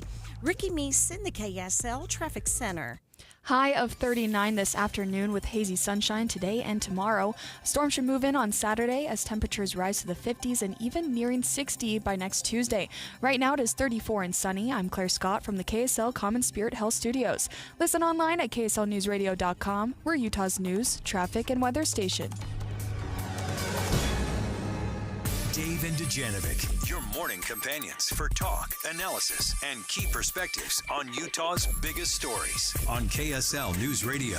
If you love chickens, I've got some excellent news. Excellent. You and I have been talking about this story for quite some time. I'd actually forgotten about it, and then it popped up on my feed today at KSL.com. Washington Terrace has settled on allowing backyard chickens. Backyard chickens. They've gone back and forth for quite some time. It wasn't always a very popular idea, but now they're leaning into allowing homeowners to have backyard chickens, David. Awesome. Bring on the rats. You think so? I mean, no, let's be honest. The backyard chickens are really cool for the family that is getting the free and the steady supply of eggs. Not great for your neighbors. Mm-hmm. Because we know this. We know that when you have chicken coops, you don't want I'd even put up with the balking. I'd even put up with some of that. It's the rats. It's the mess that comes along with it. Because when you have a backyard chicken coop and you have chickens and you have feed and you have water, of course, this is going to attract rodents. It's going to attract rats. This is a known problem with chickens. Now, you live out on a farm, no big deal, right? You got your cats, your feral cats that are out there, and obviously you're dealing with that. But when you're in the middle of a neighborhood and your neighbor has backyard chickens, do you think those rats just stay within your borders? Do you think they just hang out in your backyard? No, they roam around, and they are a nuisance. For a guy who complains for years about the price of eggs, we can't win with you. You know, I mean, what a way to! This would be a way to get free eggs. I mean, I know it costs to raise chickens and feed them, but you've been complaining for years about the price of eggs. And now you're complaining about backyard chickens. Yeah, because I want to buy my chickens from a farm in the middle of nowhere that I never see, and they just deliver them to me. And I want to do the same thing with my beef. I don't want to raise a milk cow to get my milk, and I don't want to have a goat, living in my backyard because I want to have some goat meat. Do you believe in property rights? Okay, so this is where you got me. This is where you just moved me into a barking check. dog and a yippy barking dog that lives next door, and 3 chickens. 3 chickens, because that if you have a lot that's under 6,000 square feet, you can have a whopping 3 chickens, up to 4 chickens if you have between 6,000 and 8,000 square feet. So they're regulating this. 6 chickens if you have a lot that's 8,000 square feet. I don't remember how big, how much land that is. I mean, those lots aren't huge, right? That's not a farm. It's not 2 acres, 6,000 square feet. It's probably, is it under a quarter acre? So you're saying you don't believe in property rights? No. Okay. So again, this is where you made a very deft move on the chessboard where you just put me in check, because everything I just said basically gets undone with your, do you believe in property rights, Dave? Because, yeah, I mean, I do. If you have a home, you should be able to largely do with your home what you want to do. If it's not a public health disaster, I get it. Meth house, no. Backyard chickens, probably a yes. Okay, and these are for only owner-occupied homes. So if you're renting a home in Washington Terrace, you apparently won't be allowed to own chickens. Only allowed at owner-occupied homes, according to this KSL.com story. And there's some other requirements too, but they seem, setback, I don't know what that is, setback from the house or whatever requirements. And the chicken coops must be maintained to prevent pests and odors. Yes. And that, again, this affects the entire community, right? When you have chickens, it really does. So you have to take that into account. So when they say you can have 3 chickens or 4 chickens, you're not running a mink farm in your backyard, right? There needs to be something reasonable, and the communities can kind of figure this out. But it is interesting how difficult it has been for the folks in Washington Terrace that want some chickens to say, we're going to go through a multi-year process to finally get approval to have not 1, not 2, but 3 whole chickens. Well, they've really thought this one through. We're talking about Washington Terrace. Where is it? Davis County, Weber Ogden, County? yeah. Ogden area. Okay, sorry. It's been a minute since I've been up there. That they're going to allow, after a couple of years, you and I have talked about this for quite some time. We've gone back and forth on it with different people on different sides of it. And here's the deal. It narrowly passed. Has the city council ever considered anything more carefully than the chicken decision up in Washington Terrace? Yeah, they've overtalked this one big time. 3-2 was the vote after nearly 3 years of debate. Okay, so now it's settled. Chickens will be allowed, few chickens, depending on how big your lot is, in Washington Terrace. So the first thing I thought about as I read this article, it's just that the timing was just amazing this morning, because I woke up at 4:30 in the morning and I said, I'm going to have some hard-boiled eggs.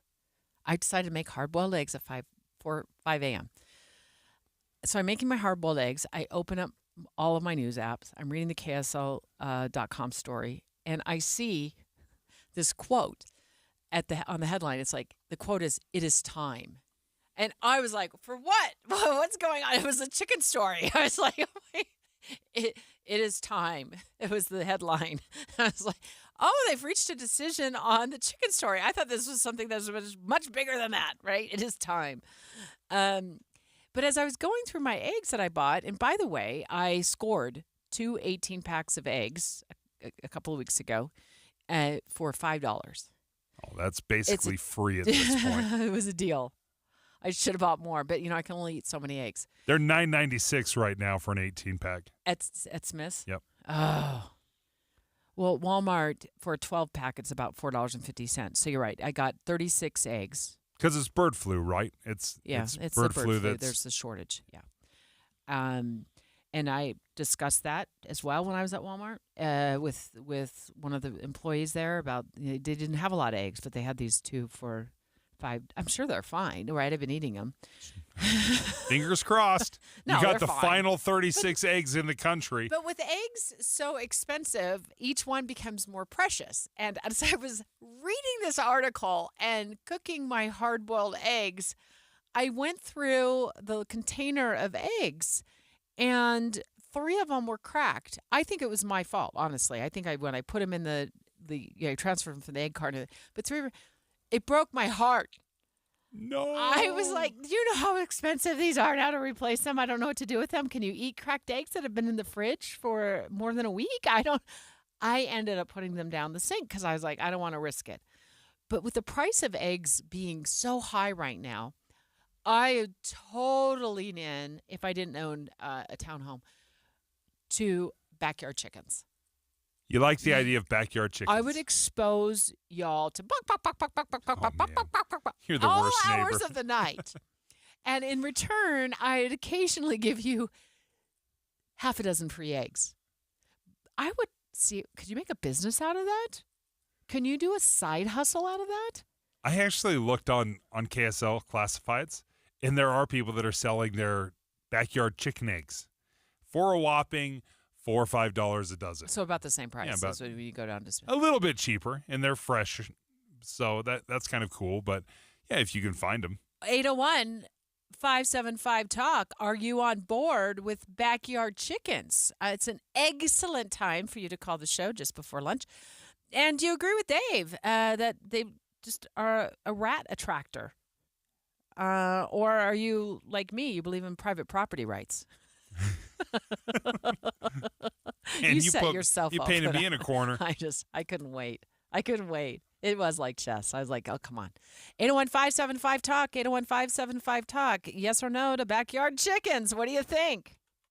This is Derek Miller speaking on business. With decades of expertise in event planning and catering, Lux Events blends premium services with eco-conscious practices, fostering connections, supporting communities, and championing sustainability as a commitment to clients and the planet. Co-owner and managing partner Kelly Lake joins us with more. As we celebrate over 30 years in the hospitality industry, we remain driven by a core belief that hospitality is so much more than service. It's about creating connections, celebrating communities, and making a positive impact. Sustainability has always been a priority for us. From the beginning, we saw the opportunity to be a leader in eco-conscious catering, offering sustainable practices like landfill compostable disposables and sourcing local seasonal ingredients. It's about more than reducing waste. It's about building our sustainable future. As we continue to expand across our family of brands, we're focused on maintaining that balance between excellence and sustainability. We're committed to offering affordable, eco-friendly options while staying true to the premium service our clients expect. And as we grow, we're building a team that shares our values and passion for sustainability internally and externally. At the Lux Group, sustainability isn't just a choice, it's our promise to you. Lux Events continues to lead the event and catering industry through innovation, creativity, and a strong commitment to sustainability. By combining premium services with eco-conscious practices, Lux is shaping a future where special moments are celebrated while making a lasting positive impact.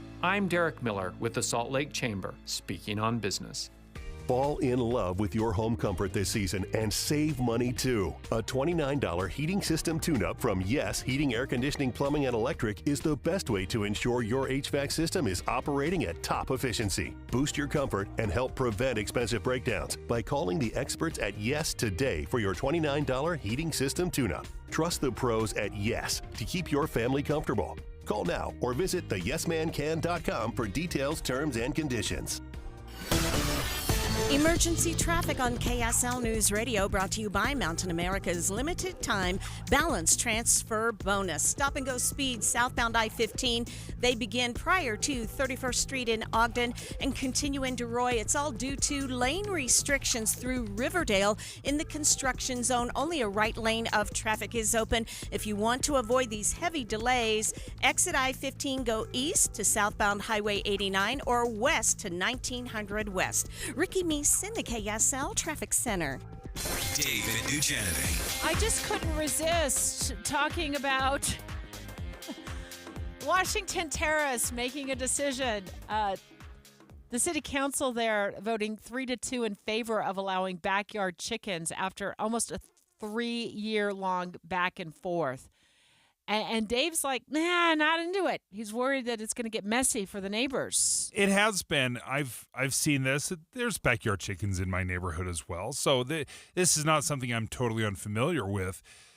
There's a lot of frustration about what that brings, what it means. Because, yeah, sure, the family gets the free eggs. That's great. Yum. But everyone around you also gets the free rats. All the rats that show up, because this is a perfect environment for a rat. You've got a nice, warm, enclosed area. Food is being scattered on the ground or buffet. the chickens are not clean eaters, so they bury their face in the feed. So there's feed and there's water around. Yeah, so insects, rodents, it can become an invasion if the family is not very proactive about making sure that you bring the food in every night, you don't leave it out. One of the restrictions is that the coops must be maintained to prevent pests and odors. So I would suppose that if a neighbor called in and said, "Oh, there's a pile of rats in a chicken coop," can ordinance officers get out here because it's messy and it's screwing up the neighborhood and we got rats everywhere? They could respond. 801-575-TALK. Hi, Cass. Do you have backyard chickens or live near some? Hi, Debbie. It's Cass Ho from your COVID days. Yes. Hi, how are you? Hi, Cass. So fun to talk to you again. I hope you're doing well. What do you Yes. think about backyard chickens? I love backyard chickens. I babysit my neighbor's 6 backyard chickens. They have a coop, and it's not enclosed completely. And, Dave, I don't know where you live, but I've never seen a rat, nor have I seen any big insects or anything. I love them, but one has to remember that after about 4 years, they really quit laying. So it's the first 4 years you can get a lot of eggs, and not in the wintertime, only in the summer. Oh, okay. So That's good to know. I'm a big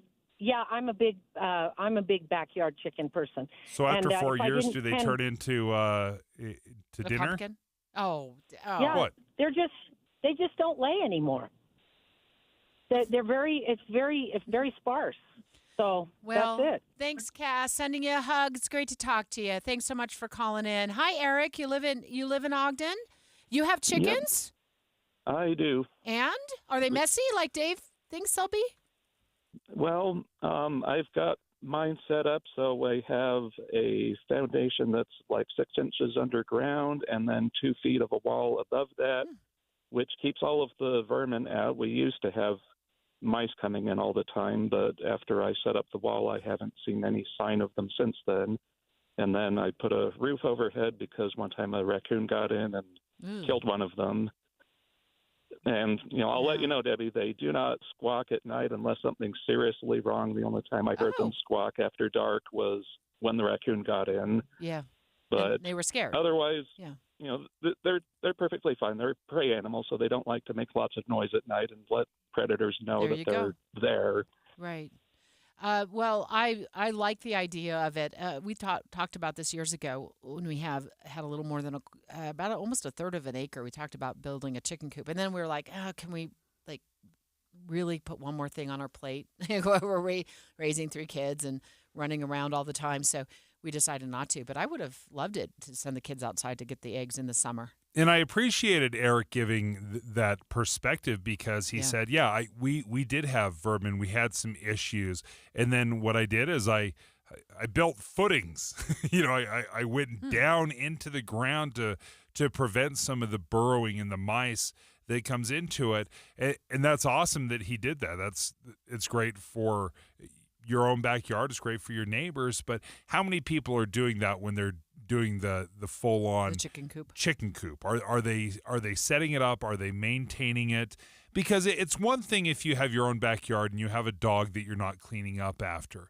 When you have chickens and the coops require quite a bit of maintenance as far as making sure the food's in there, the water, the cleaning up after them.